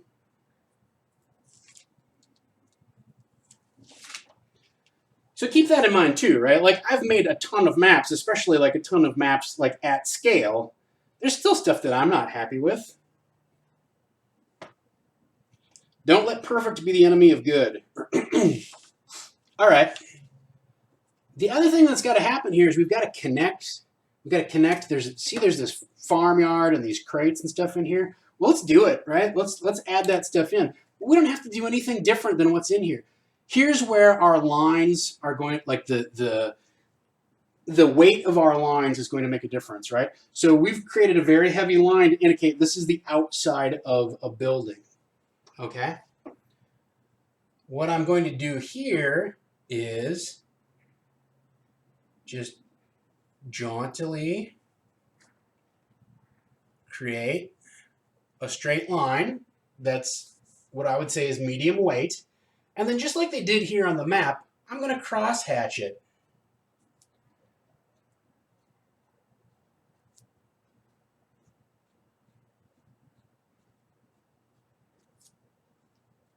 That looks like a pretty good fence to me, to be honest. And I can come around the back here, do the same thing.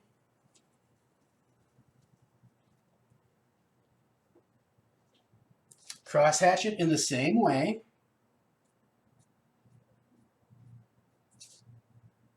Equal.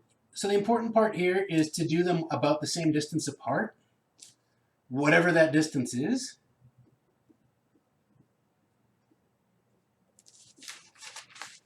Okay, well now I've got the back of my fence. These two crates are about, they're about 5 feet in diameter. Well, I'm going to put one here, and I'm just going to fill most of a hex. So what I'm going to do is I'm going to draw a box like this, okay? And then I'm going to cross hatch that box within a grid pattern. Okay, so like bars across, not a lot of them.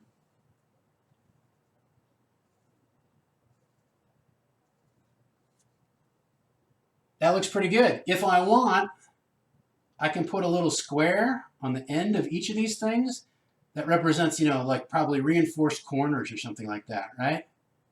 So it looks a little heavier. And then this is like the bar inside. Now that looks like a pretty good cage to me from a top-down view. Like I can look at that and go, what's that? Oh, that's a cage. Okay.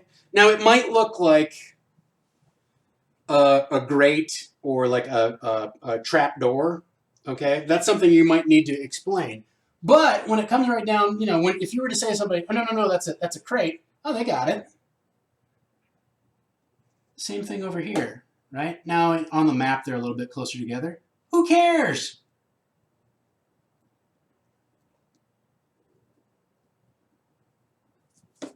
Uh-huh.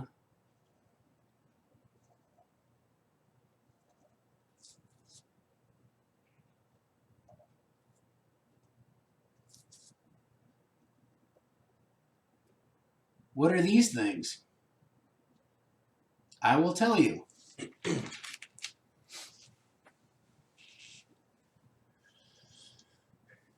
No, I'm pretty sure these are the pens that they put the slaves in overnight, James V. I know this because in the Patreon folder I had to indicate where the slaves were overnight and where they were penned up. Good times. The yak folk are dicks. Okay. So we've got 4 of our 1, 2, 3, 4, 5, 6, 10 buildings. All right. Let's do it some more. So this looks like it's, you know, none of these buildings are given exact dimensions, right? But let's say that this is our base template for what these other 2 buildings are going to be.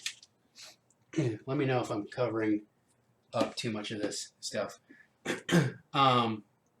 So this looks like it's 15 feet wide and 1, 2, 3, 4, 5, 25 feet long. All right, so rather than freehand these 2 buildings, which I'm going to assume are the same size, they look about the same size, I want to create a guide for these. You know, I don't want to do that just because I want to cock off and show you more, you know, fancy cutting board stuff and lecture you some more on how to, you know, avoid getting injured. That's not my case here at all. The reason I want to do this is because if you look at these angled buildings here, these are going to be a real hassle to line up on maybe not so much on the grid paper, you know, on hex, But on regular grid, getting this angle just right and then drawing it, connecting it, and stuff like that, I've tried to do these kind of canted type of things before. It's a major pain in the butt. So let's skip that and let's just make ourselves a guide. All right. So good news is I've got a piece of cardboard here that's pretty close to being those measurements. So it's not going to be too much work to cut it down. But yeah, so what I would rather do is create a guide that I can then move around and cut whichever way I like. So if, I don't know if you can see this. So this is about 3 wide, this piece here, right? So that's great and cool. But unfortunately, this is only about, and I need it to be 5 inches, right? It's only 3.5, I need it to be 5. So what I'm going to do, a couple things. So this is also where a metal ruler can really come in handy, is you can run your cutting knife along that metal ruler and get yourself a straighter edge than you might otherwise get. You're not going to cut the metal.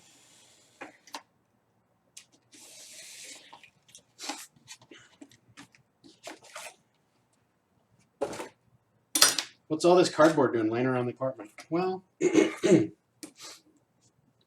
but you can also, handy little.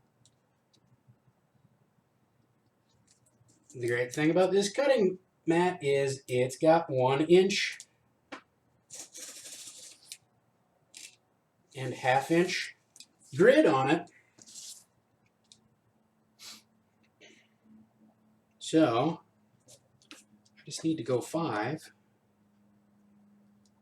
So I know that this one approximately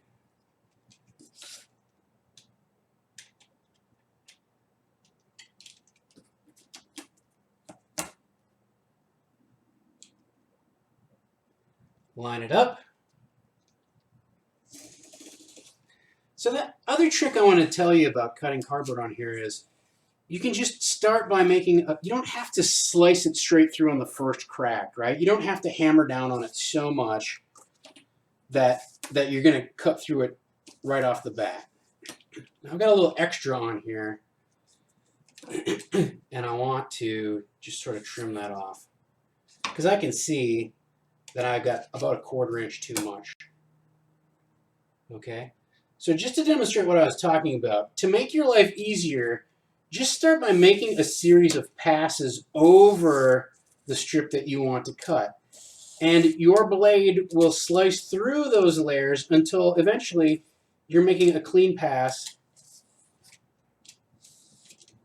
and it just falls away. So that's another safer way to cut. Okay, so now what I've got is I've got this barn. That's what that is.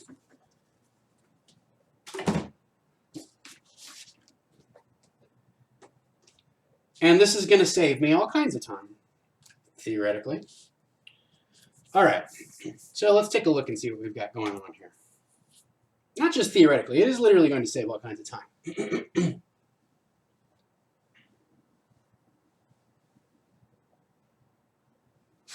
All right. 1, 2, 3. That's 3 diagonal, right? So from the edge of this to the corner of this is, let's just call it 15 feet over. 3, so somewhere around here. From the edge of this to the edge of this, 1, 2, 3. So 15 feet up. So 1, 2, 3. See, I think we're pretty close here on this, right? And the exact angle that this is on, I'm not super concerned about. It would be nice if they sort of matched up to something. So let's try to get it to eat, I don't like to have a lot of half squares. So what I could do is cant this thing, cheat it just a little bit so that it mostly stays contained into these sets of squares, right? So that way, if somebody goes, well, I want to run along here, am I in a square or not in a? If I can't it more, then I create more of these weird little areas where the players go, is this a half square? Is this a full square? Can I step in here? Then you have to make a decision. Whereas if you can kind of cover most of it up together, it doesn't look like it really matches 100%. Thing is, they created all kinds of half squares on this map, right? Like, I think according to the map, it should be more like this.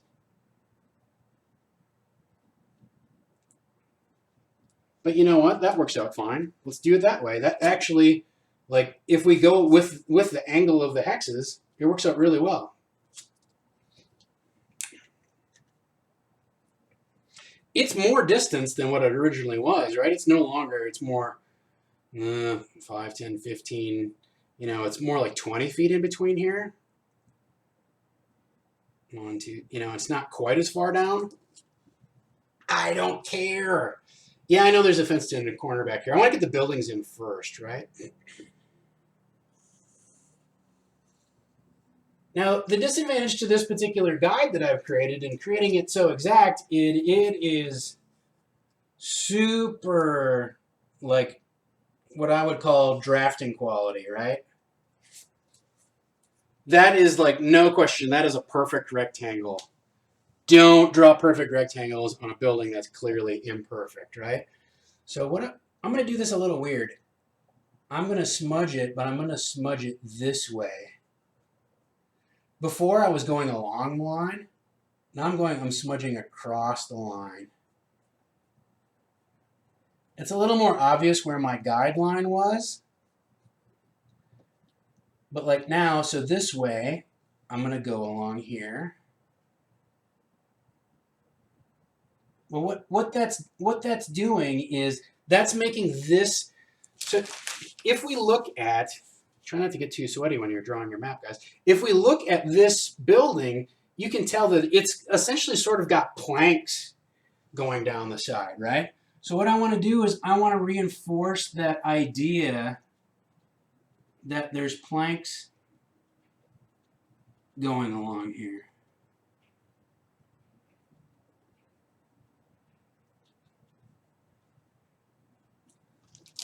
Uh-huh.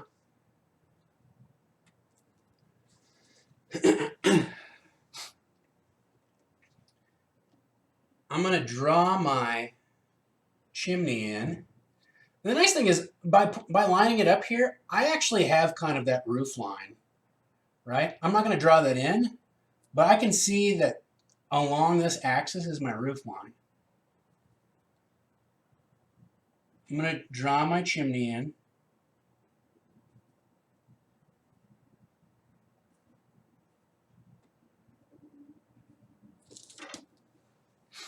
It looks a little too nice. I don't think I'm going to draw these things in until I put my wall in, right? Let's get these other buildings sketched in here. This one, very close to the edge of the berm, 10 feet. Fine. I'm fine with that. Basically sort of straddles that chimney. Let's do it here like this. Looks good. Dropping it in.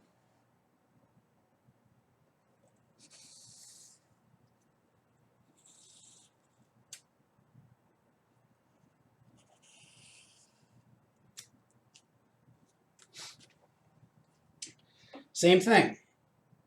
Back and forth along each parallel side.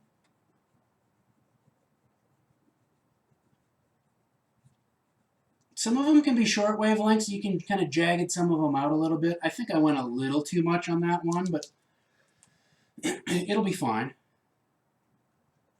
Make this heavy line heavy. Make this heavy line heavy. Give it a little irregularity, but not much.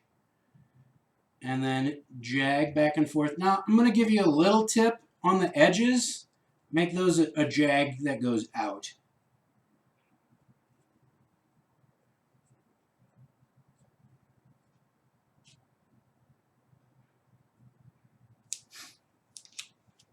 Okay. Looks pretty good. I'm going to draw my chimney on here. I'm just eyeballing this part of it. If they need to know exactly how big the chimney is, there's something going wrong with your scenario. The only question they should have about the chimney, can I go down it? No.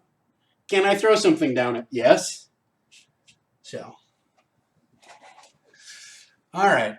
This other building. So, here's a question. First of all, do I need something to drink? Yes, I do. We're looking at this building right here. It's in between these two. It looks like it's about 5, 10, 15 feet in diameter, right? We know that this is a 20. We know that this is not 15. It's like, what did we decide this was? This is 3.5. It's 3.5 inches, right? We need something that's 3 inches. This is the point where I was looking around like the house for like a coffee cup. Can I trace a coffee cup?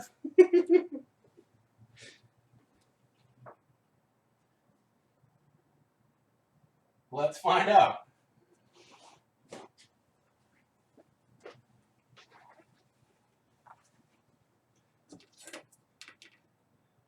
Three inches in diameter. Don't tell my wife I used your dirty coffee cup in order to make a battle map today.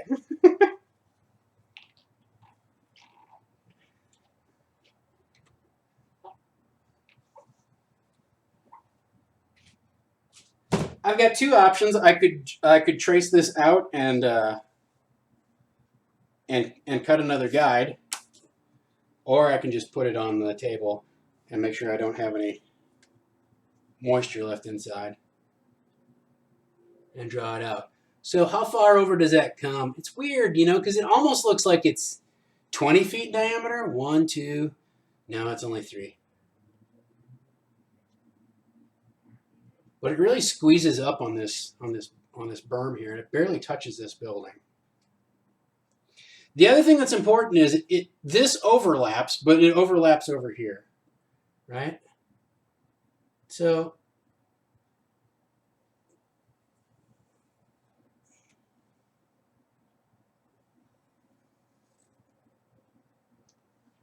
uh-oh. Red alert! Don't feed your wife Sharpie. Uh-oh. All right, well, I'm going to have to hand wash this later. This is why maybe you cut a guide, okay? The good news is these cups came from Daiso. They were $1 a piece. So someone's going to be in trouble later. So, yes, get a jar or a can from the pantry. What a clever idea. All right. Rough it up.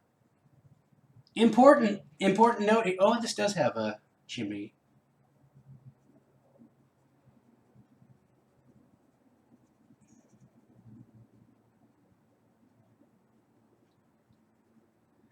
But do you see how by using these guides, I feel like we're moving along a lot faster than if we had freehanded each of these things. Maybe I'm wrong. You know. Do it the way that makes you happiest, right? I like this because it involves a lot less measuring.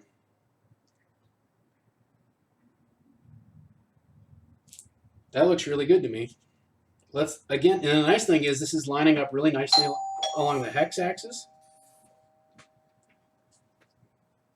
Guys, not only did we hit the mailman, we hit Amazon. We're breaking all kinds of records here today. Yeah, compasses might help. Thanks for bringing it up.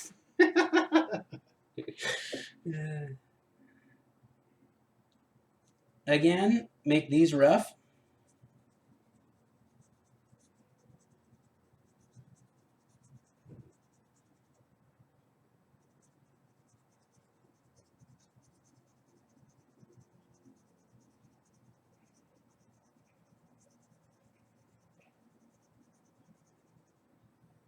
thicken that edge of that wall up. Thicken that edge of that wall up. Let's do this fence. All right, fence goes from the corner over to this corner, and it goes up and does a little jog. So I think we can just freehand this. Over, you want to go towards, and then do a little jog. And then just like we did over here, hash, hash, hash, hash, hash. Just same length, same distance apart. Steady, steady, steady, steady. If you have a little rhythm and you need a little rhythm, not bad. We know that there's a slave pen back here. There's no chimney on this thing. We're going to do a little 3D effect on these things, and I think you guys are really going to like it, so hang tight for that. I just want to finish these last two buildings and then call all of our buildings good. So, slave pen in the corner.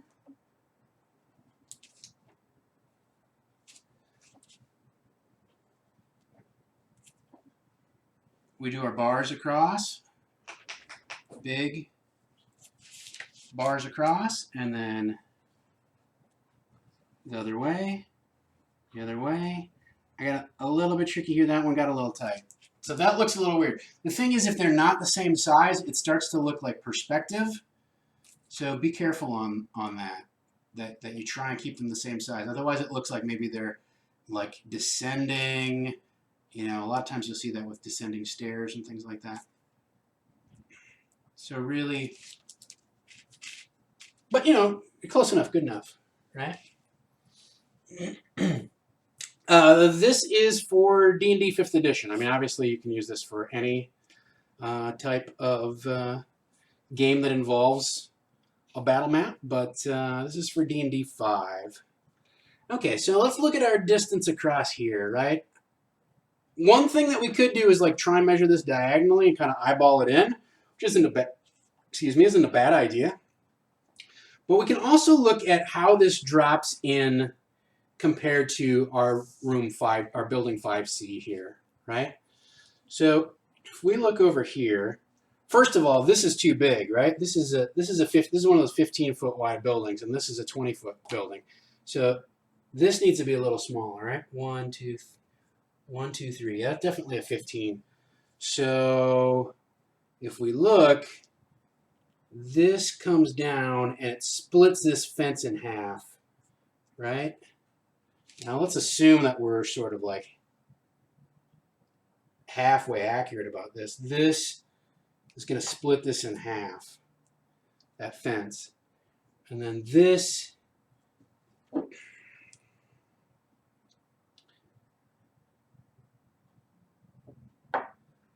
the corner of this matches up to the top of this thing. So it must come along here. That splits that in half. So I would say that this building lives. Also, like, look at where it lines up. This building pretty close lines up. Now we're a little bit off here, right? Our proportions have gotten a little bit screwed. And what I want to do is I think I'm going to favor this distance a little bit more than I'm going to favor the other one. So I'm going to put this here.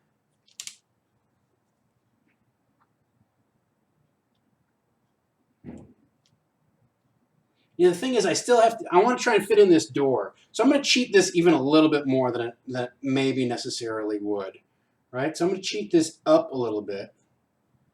The thing is, the players have never seen the full-size map of this thing, right?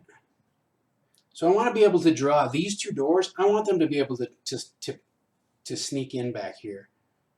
So I'm going to kind of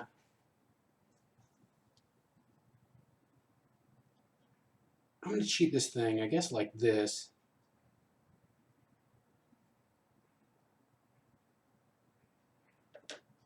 Maybe that goes back here. Still pretty close, right? Okay. Let's lock it in.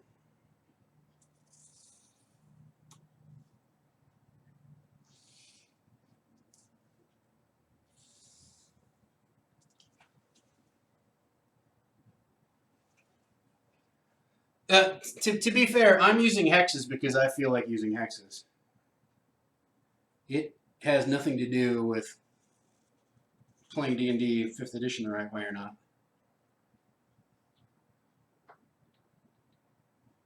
Trying to be a little bit more careful so I don't mark this thing up more than I did a halfway decent job. What I'm going to end up doing is I'm going to end up washing this thing with a little bit of bleach.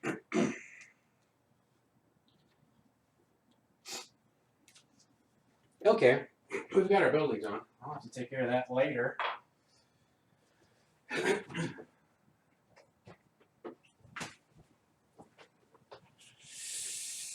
Power hour, you guys. It's power hour.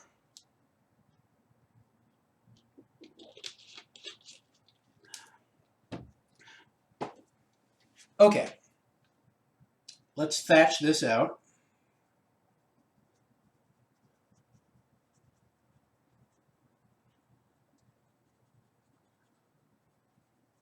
You don't want those little scrubs to get too close together.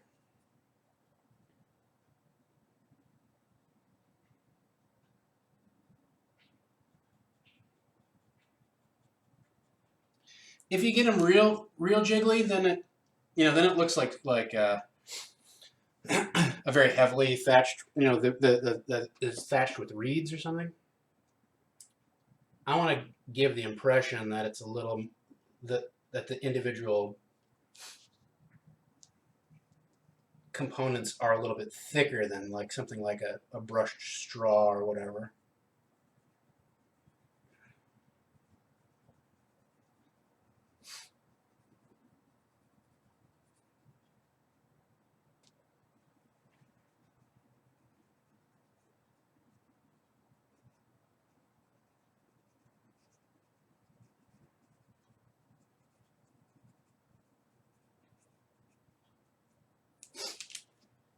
This one does have a chimney.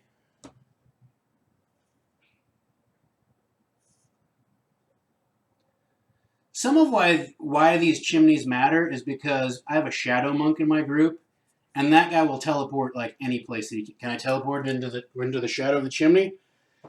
Yeah, I guess. Like his mobility is definitely something I have to design around when I'm considering how encounters come together.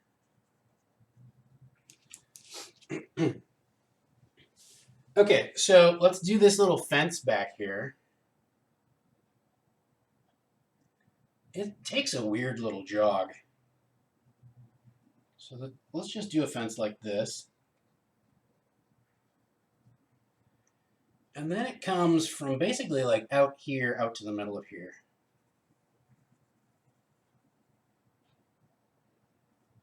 Just go slow. That's my main piece of advice.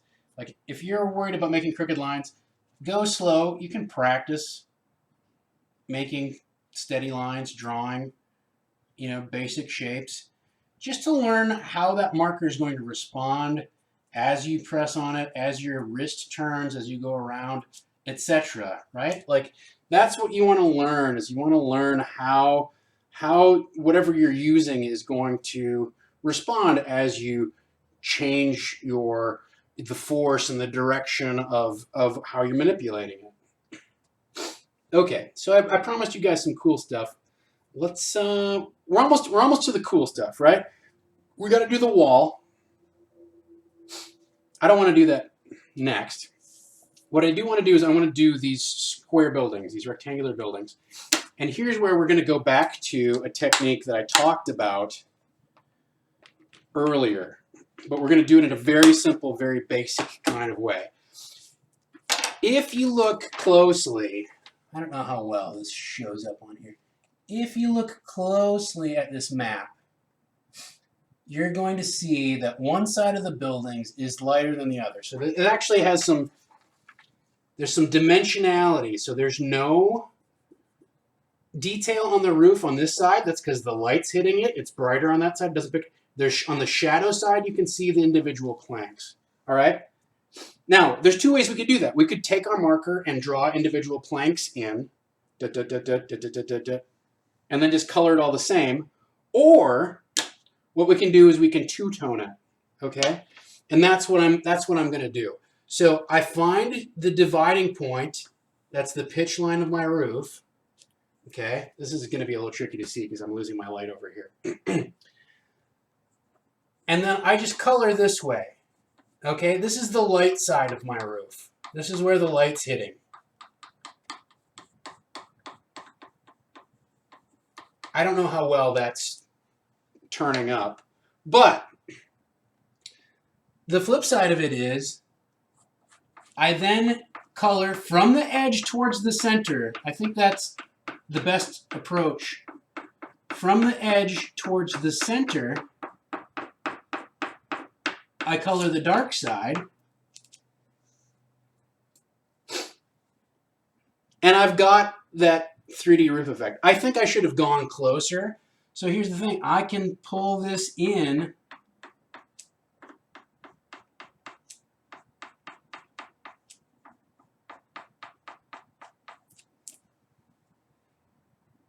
That looks pretty good. If I want, I can go back in and reinforce it even more.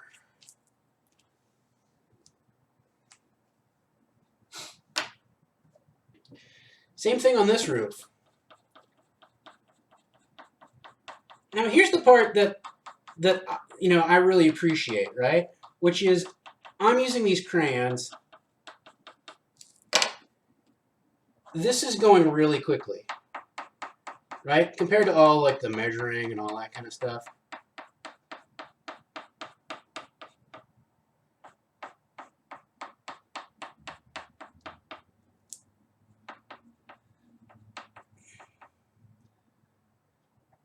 Now, if I want, I can kind of go a little bolder on this end.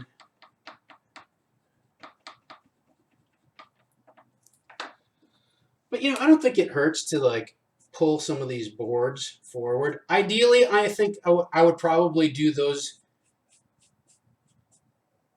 boards first. Let me show you why. So on this, so it's trying, the ink is trying to penetrate the wax here, right? Whereas here, if I go like that,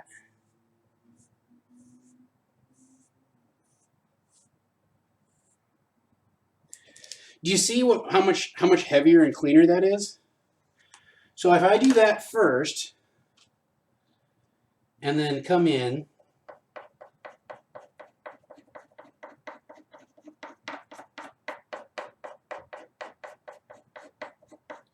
and do the light side in that mustard color, and then come in and do this side.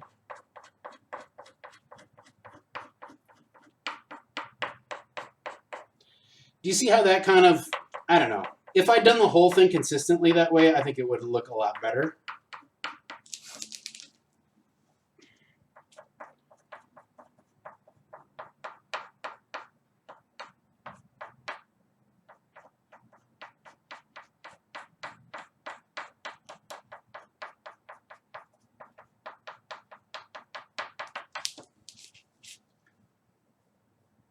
But it works. I don't know. Now that this one is different, I'm a little skeptical about that one. But the other thing is that some of these, they'll show the actual pitch line of the roof, right? Like that doesn't hurt either. Is to just draw that pitch line in.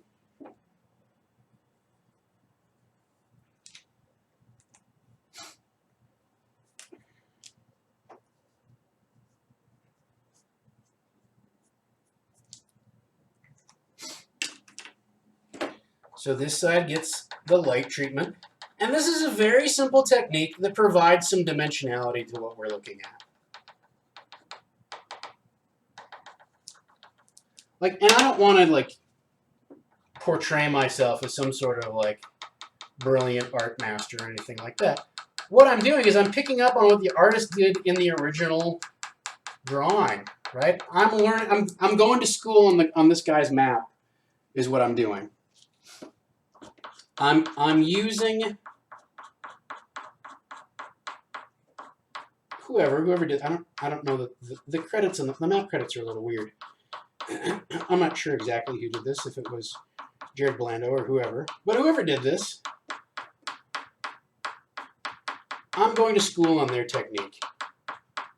I'm stealing it. I'm not trying to reproduce it 100%, but I'm definitely taking what they've done and copying pieces of it. I'm literally copying it.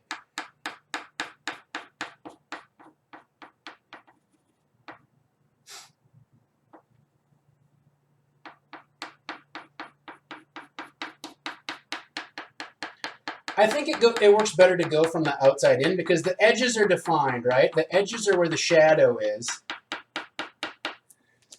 And the center is where it's least defined. If you look on the original map, the edges are the most defined.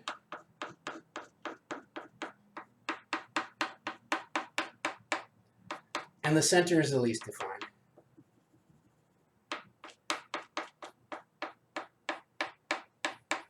And there's always, a kind of a quarter of it that is in shadow. So I'll make that part of it a little bit darker. A little more filled in. This is where the wood grain of our tabletop gives us a hand, right? Helps us out. That actually looks pretty interesting.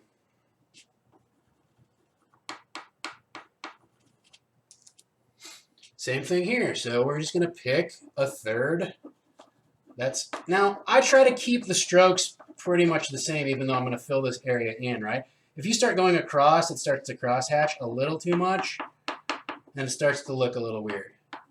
Start from the edge, go towards the center. Edge to the center. And then just kind of quickly and crudely add strokes to connect those things.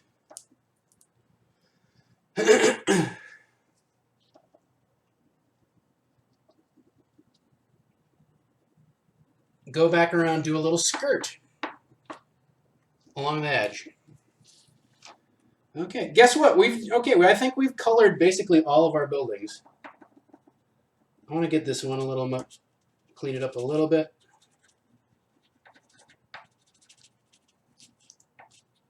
Not a ton. I just want to put a little skirt on it like I did with the other ones. Looking pretty good, I think. Now, other than this fence back here and the doors that are back here, we've got a battle map that we can rock and roll on if we really want to. We're, I would say, 90% of the way there at this point. Okay? So, what do I need to fill in? I think the main thing that's important next, just so we can get this thing sort of wrapped up in somewhat decent shape. I just want to show you the last few things here, right?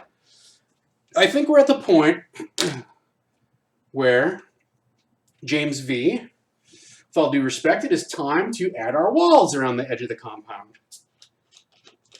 Now here's what I like about starting at the middle and working our way with the buildings and then doing the walls in, is the walls are the least important feature of this map.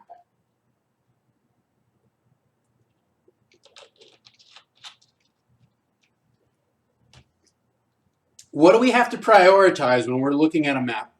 You should ask yourself any time that you're looking at a map, what's the important thing here? It could be this broken bridge. Oh, there's a big fight. They got to cross the broken bridge, da-da-da.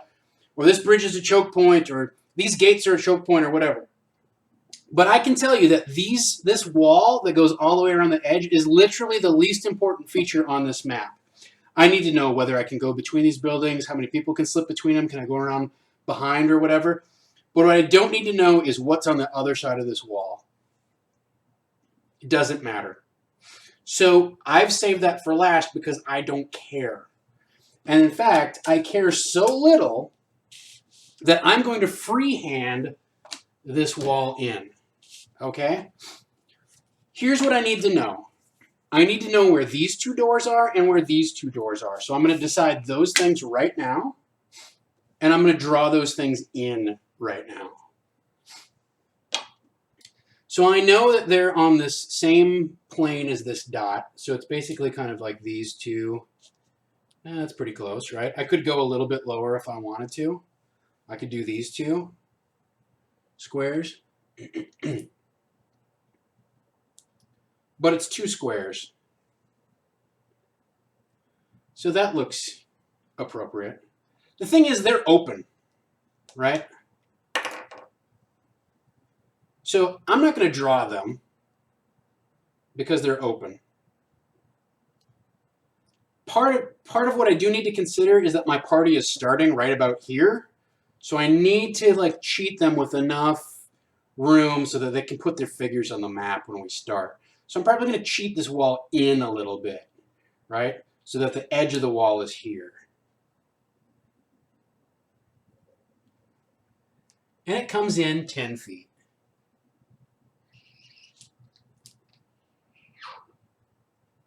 Well, guess what? It pretty much follows. I maybe shouldn't have cut that off. No, I'm going to freehand it. I'm Tom Lommel. I'm so cool and important. I can just do whatever I want. Well, I screwed it up, you guys. But now that I've got it started,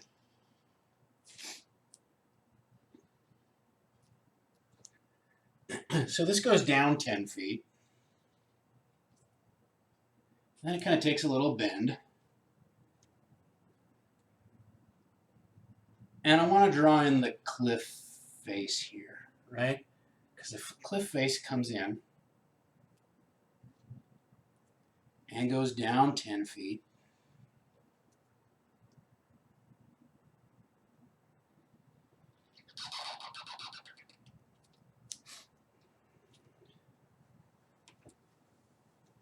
And there's these doors back here. Now, I mean, theoretically, I'd like to draw this cliff in a different color. But I kind of don't care. So I'm going to do this. Just basically like this cliff comes in, hugs this pretty hard around the back of here, and then just kind of tails off. Right? Great. I've got some room to put my guys back here. Also, what I can do is take this and just sort of cheat it. So I could draw the outside of the wall. I think what I want to do is draw the inside of the wall.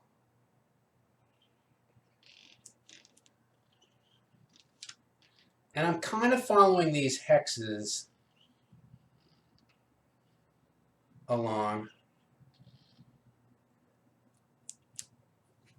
This is pretty close going to touch. This whole thing pretty close is going to touch. So I'm going to draw the inside of the wall because I may not have room to draw the outside of the wall by the time I'm done.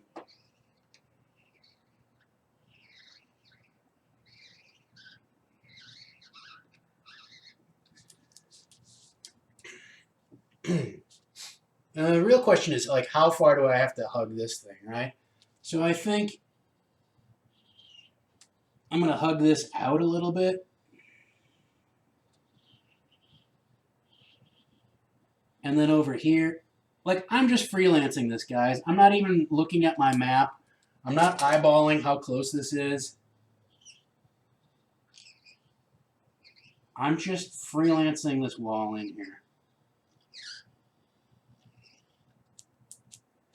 All I need to know is that it basically ends somewhere over here, right? I mean,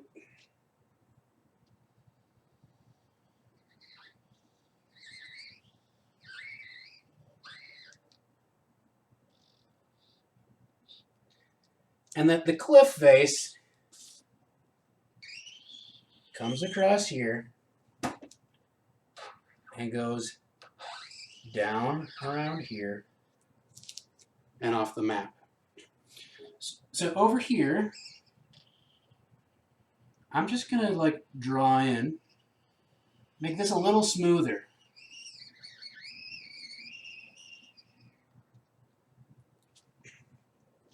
And I'm going to let that tail off the edge of the map. I'm going to come back around. Come around over here. Let that tail off the edge of the map so that they have an idea of how thick it is. Pick it up over here.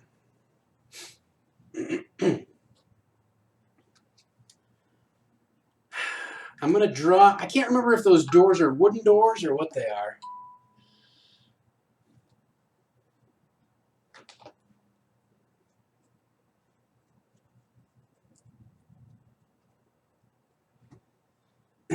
You'd go higher. I think I missed what you were talking about. I'm going to draw this set of doors in as if they were heavy wooden doors. Actually, these are heavy wooden doors. So what I'm going to do is I'm going to draw them as being open.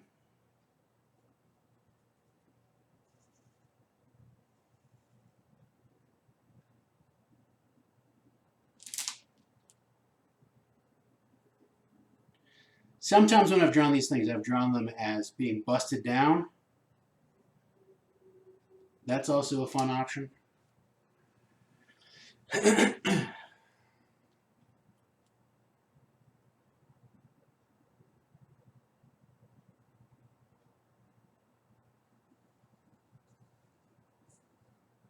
I'm going to draw these things in nice and thick.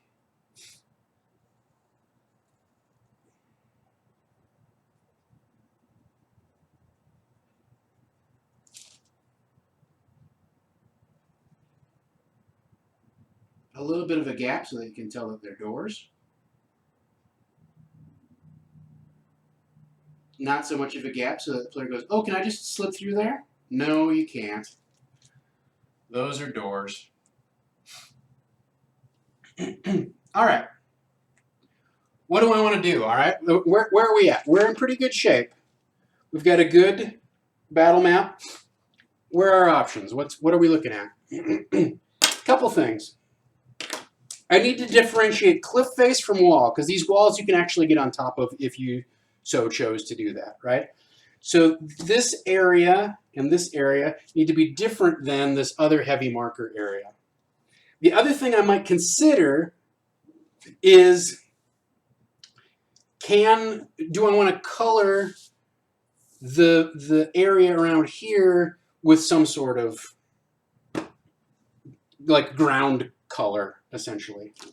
I also need to put in this fence. That's easy enough.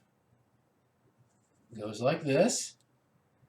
This fence, and it goes from here over to here. Fence, fence, fence, fence, fence, fence, fence, fence, fence, fence, fence. Fence, fence, fence, fence, fence, fence, fence. I need to add my slave pen over here.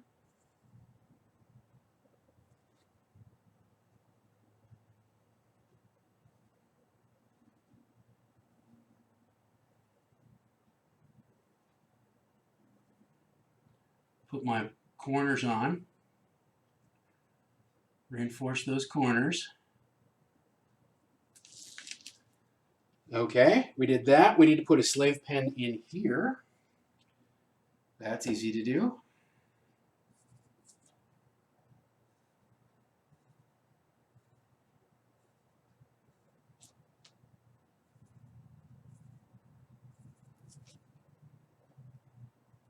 This, this, this, this. Okay, we have all the features. Slave pens, fences, slave pens, berm. There is some elevation over here that frankly I just don't care about. I'm not going to bother to put in. I could, I guess, if I really wanted to, and this is how quick and easy I can do this. Dot, dot, dot, dot, dot, dot, dot, dot.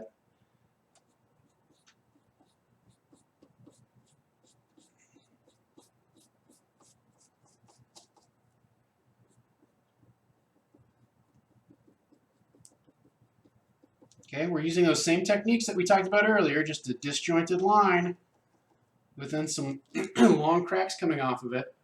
That looks fine. I'm not thrilled about it, but they're not going to go over here that much. Nobody really cares. What I think I do want to do is like I want to color these areas. I want to color this fence differently. Let's use our crayons to do that, right? So I think the fence or the battlements, definitely they go gray. We've got this gray here, but I think it's going to be fine. And this is just like I do not care what direction, what what happens, you know, with this. I just want this filled in. Just fill it in so that the players know that's solid wall. You want to go up there? Fine. It's a 20-foot hike up there. You want to stand up there? You can do it, but you got to figure out a way to get 20 feet up. Also, what this does is this whole edge area where it's like, that's weird that he didn't finish the, you know, you can't see the other side. Well, suddenly it's a lot less weird.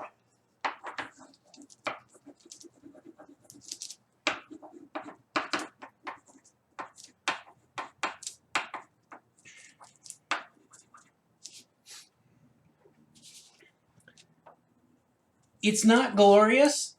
It's certainly not an exact representation of what's going on here. But what it does do is it indicates what this terrain feature is. And that's all we need to do.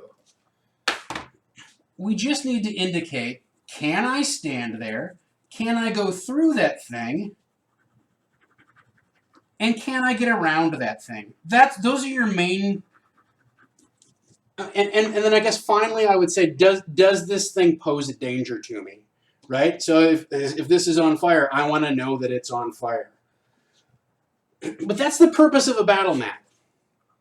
Where can I stand? Can I go through this? Do I have to go around it? And does it pose a danger to me, or is it some sort of obstacle?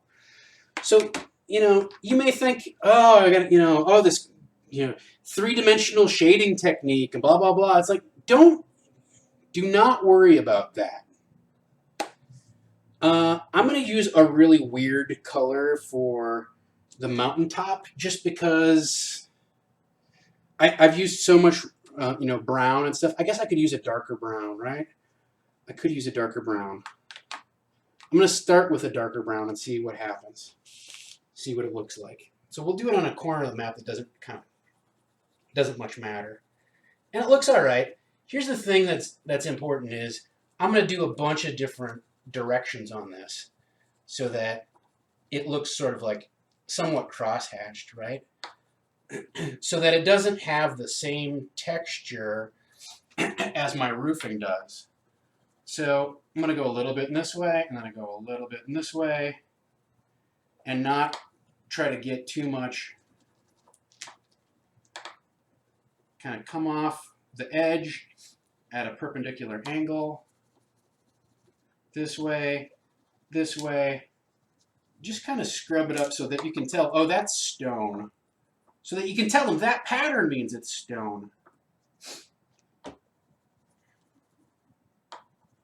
It doesn't matter that it doesn't actually look like stone as long as they go, oh, everything that's this color with this pattern is stone. Got it?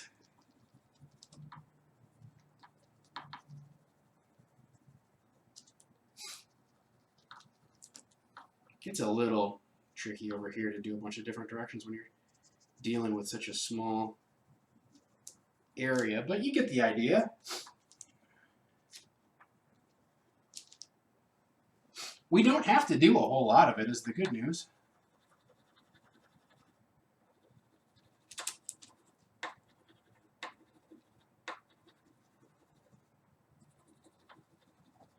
I want to thank you all for sticking with me on this. I know some of you have some other things to do and whatnot. You had to go, but I wasn't intending for this to be a 2-hour stream, but I don't have a reason for it not to be a 2-hour stream, and I really wanted to show you guys this, you know, how I did one of these maps from scratch so that you had an idea of what my thinking is when I take on something like this. And maybe that'll give you some ideas for when you decide to make one of these things. You don't have to make one of these things. it's such a great in-game bonus. It tells your players, oh, he spent this amount of time. Like, clearly he spent a lot of time making this. This must be an important fight, right? So there is a metagame consideration happening here, and that is your players will recognize the amount of effort that goes into something like this, and then they will weigh the combat accordingly.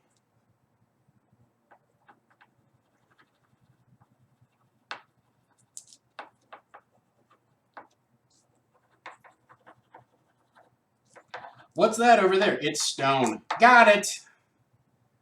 That also did not take a lot of time. Okay. This is literally the longest episode of Disorganized Play ever. All right. There's one last thing that I want to do. Okay. Just to flip the mix around a little bit here. First of all, before our light is totally gone, let's take a look at what we've got going on. I don't know if turning on this overhead light now, I can't tell if that helps or not. On or off, you guys? You tell me. On or off?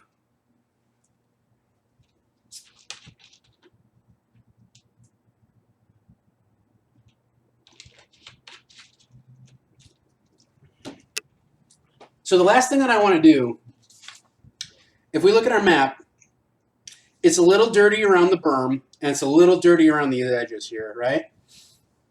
All I want to do is I want to give a little bit of that color to the battlefield so that it's not quite so two-dimensional, all right? Yeah, we're almost done anyhow. So I'll leave it on. Because what we have a little bit, so one thing I want to talk about here, we have a little bit of what I would call floating pancake effect, where because everything is all on the same plain white field, it looks like it's all kind of floating. It doesn't, we're missing like the ground level, right? Now you might say to yourself, oh, okay, well, I'll go in and I'll put more brown in these corners and da-da-da-da. I think we've got so much brown going on this map that that's not actually helpful. What I would prefer to do, what I'm going to do instead, is use kind of a dark, dirty green, okay? And what I want to do is I want to run it lightly around in this berm here. I want to run it lightly around. That's funny because this is for shadows, but I'm going to use it lightly around the edge here where this shadow color is. Why? Because to me, that's where the darkness is. That's where the moss and stuff grows, right? So I'm going to use a very light touch, and I'm just going to kind of not get real heavy with this. I don't want very definite strokes or anything like that. I just want to color in there a little bit. That's all I want to do is just color it a little bit. Add a little texture. Let the table do some of the work for me. So I'm relying on the side of the crayon. I'm gonna rub a little harder as I get closer to the edge of the wall, and then let it get a little lighter as I come away from the wall. I'm going to let it run under this fence a little bit. And guess what? If it doesn't work out great, I think I may go in here with another color and muddy this up even a little bit more, right? You can use multiple colors. But what my intent is to give the edges of the map some more kind of definition. Let the middle kind of come to the foreground. Let the middle get highlighted by muddying up what's going on over here. Now, if they ask, what's this green stuff? Oh, it's just some moss and grass. Done. Great. But I think if you guys look, you're right. This is like a 3-hour episode of Disorganized Play. We don't have a tight Twitch schedule here on Saving Throw. I hope you're all fine with that. Okay, so do you see how just Now, over here, I want to go with the texture of the berm, right? And over here, I don't want to go super heavy because this isn't as muddy over here, right? This just leads, it's muddy back here. Where do people not walk? Where do people not walk? That's where the grass is going to grow.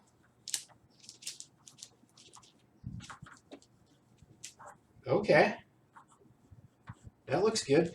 And in fact, I'm going to muddy this up a little bit too, right? I'm going to make this edge a little more defined. So if I push a little bit, I get that edge to define.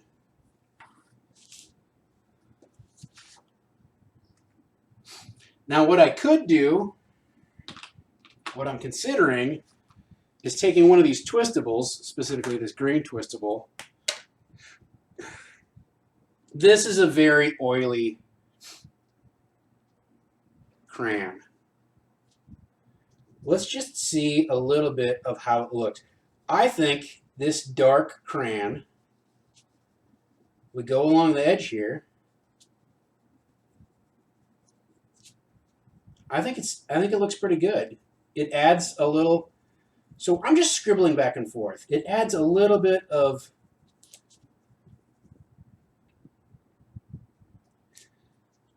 I don't want to use it too hard along this berm. Very small, controlled scribbles back and forth. But it definitely gives you that like transition from light to dark. Light to dark.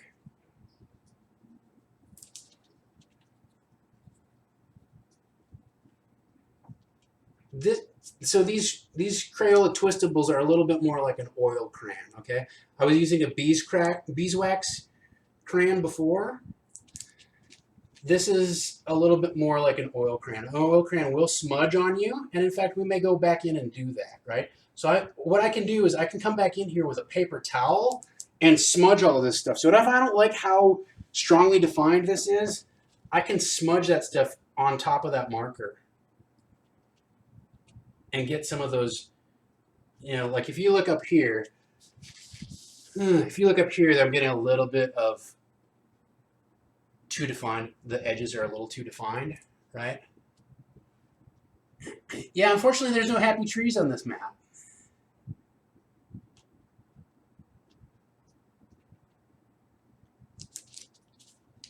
So I think I went a little too crazy around the edge doing every single pocket, right? I might over here decide to do just select pockets, right? Rather than doing this continuous thing like I did over here, just start in a corner, come out a little bit, start in a corner, maybe come out, maybe just scribble a little bit out, but not do a continuous line, right? It works a little bit better if you just get the deep pockets. Now the other part of this that I want to use this for is on the other side of the map, this area drops off, right?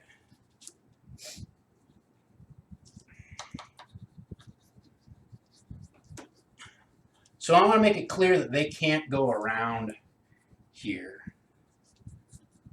So I'm going to fill in some terrain on this side of the map. And I'm going to take my darker crayon and reinforce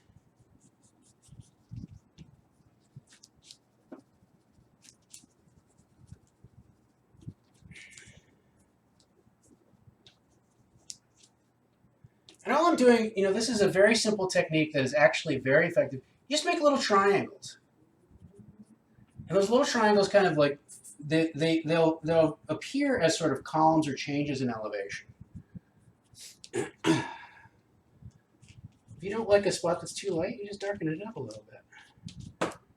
What you don't want to do, you want to have variation, right? You don't want to have like it all kind of smudged together. So that's what I like about these twistables is that they get a lot of pigment on the map and they get a lot of color on the map, and you don't have to do a lot of work.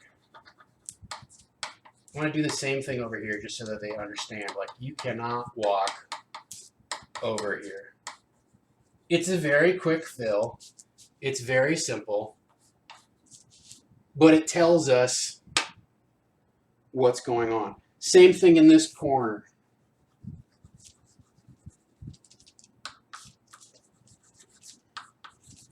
Fill that in so they know they can't walk there. Again, it goes back to, what's the purpose of our battle map? Can I go there? Can I go through there? Do I have to go around there? Does it pose a danger to me? Is it hiding something I want to know about? Do I want to go there?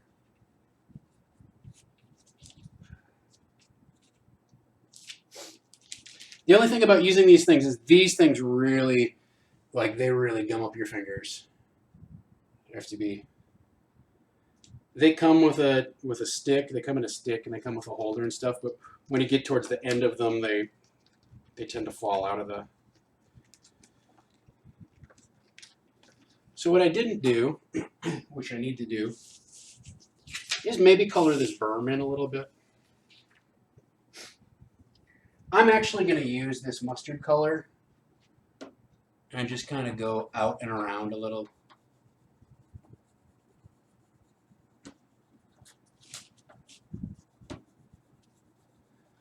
And here's the thing. This is a very common color for gravel, for dead grass. This is a color you're going to see a lot when you go out. So dead leaves. Outdoors, you're really going to see this color a lot. So it mixes in. You could use it in here, right? I don't know that that's necessarily a bad idea to use it around the edge here. You could also go around the edge of each building and use it as just a little bit of, people walk around the edge of the building or whatever.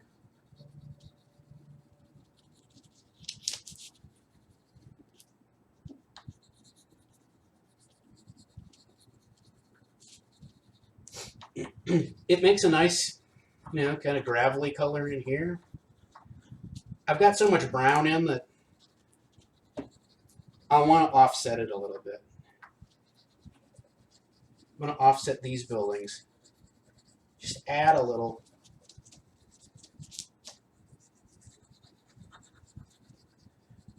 And I'm rubbing, but I'm not trying to rub a definite, I'm not using the edge of the crayon to put a specific pattern in, right?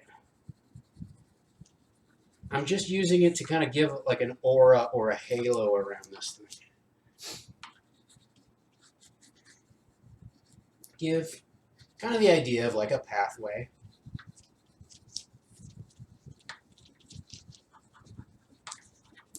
Where these specific areas are.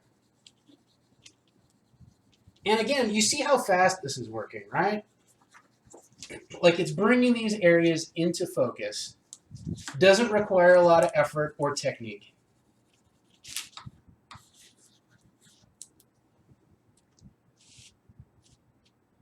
Okay, not bad. I feel like now that I've done that to all those other buildings, I definitely need to do it here.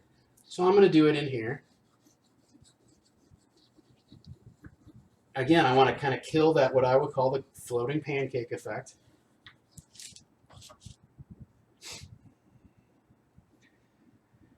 And I think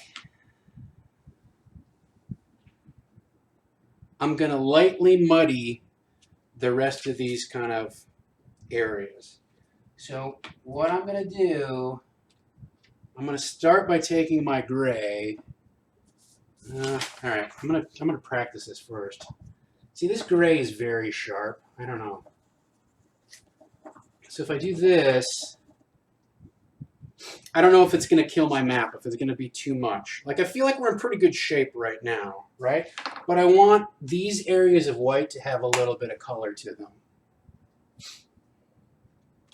But I think if I use black, that's too much. It's too defined.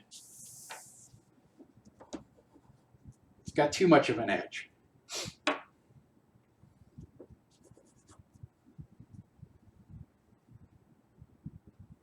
it might just be all right. I might just be overthinking it. You know, a big thing they teach you in art school is know when to stop. That's a key thing. Is like don't overwork it. Then once you've wrecked it, right? You can't go back. Know when to just like leave it alone. Enough is enough. So I feel like this is enough.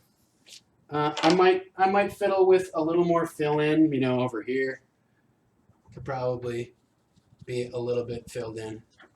Bring this in a little bit. You gotta find that soft edge of the. I'm gonna bring this out a little, just to give everything a little more definition. I did want to show you one other thing before we finish. So I said these were too defined. I can just scrub them a little bit, right? You got to be careful because it smudges everything. But if you want to give everything a little bit of a softer look, I'm not a huge fan of that, but it is something that you can do. All right. Ladies and gentlemen, gamers of all stripes, that's our battle mat. Let's take a look at the final results here. So let me put my tools away. I didn't use everything, but you generally don't. All right. So there we are. This is what we started with. This is what we're trying to do. And here's where we ended up. Now,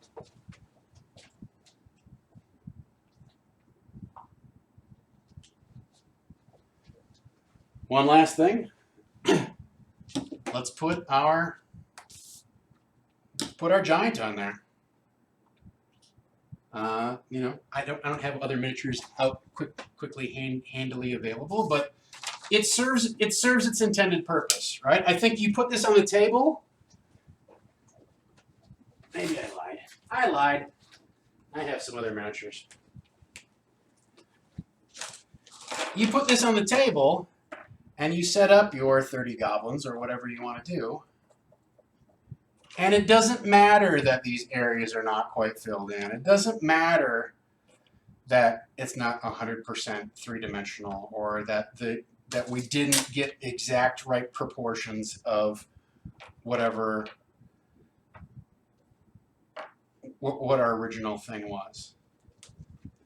What matters is I know I want to go 25 feet, 5, 10, 15, 20, 25, over to here, attack this guy. So there we go. That's our battle map from start to finish. Maybe I will put together a time-lapse version of this. I hope you're all still with me here. I appreciate everyone who's tuned in and who's had to check out. I certainly understand. But I want to thank you all for joining me. I will be back on Thursday with a recap of what happened. I'm looking forward to dropping this on the table and showing everybody, getting everybody involved in the combat. I think it's going to be a great way to kick off the session, especially since I wasn't there last week. I really think that that it's going to provide a boost of adrenaline to hit the table running, roll this thing out, and let's start fighting. So also I got this storm or frost giant miniature to use for Jorgen, and I think the players are going to be super pumped to have an actual depiction of Jorgen on the table. I'm looking forward to dropping him up there too. So this has been fun. If you have questions, please at me at Dungeon Bastard. That's all. That's way over the time. Later tonight, we have Hoy Chummer, which is Tyler Rhodes, is running Shadowrun for you fine folks, so you'll be able to tune in and watch Shadowrun. Let me just pull everything a little bit closer here. Alrighty.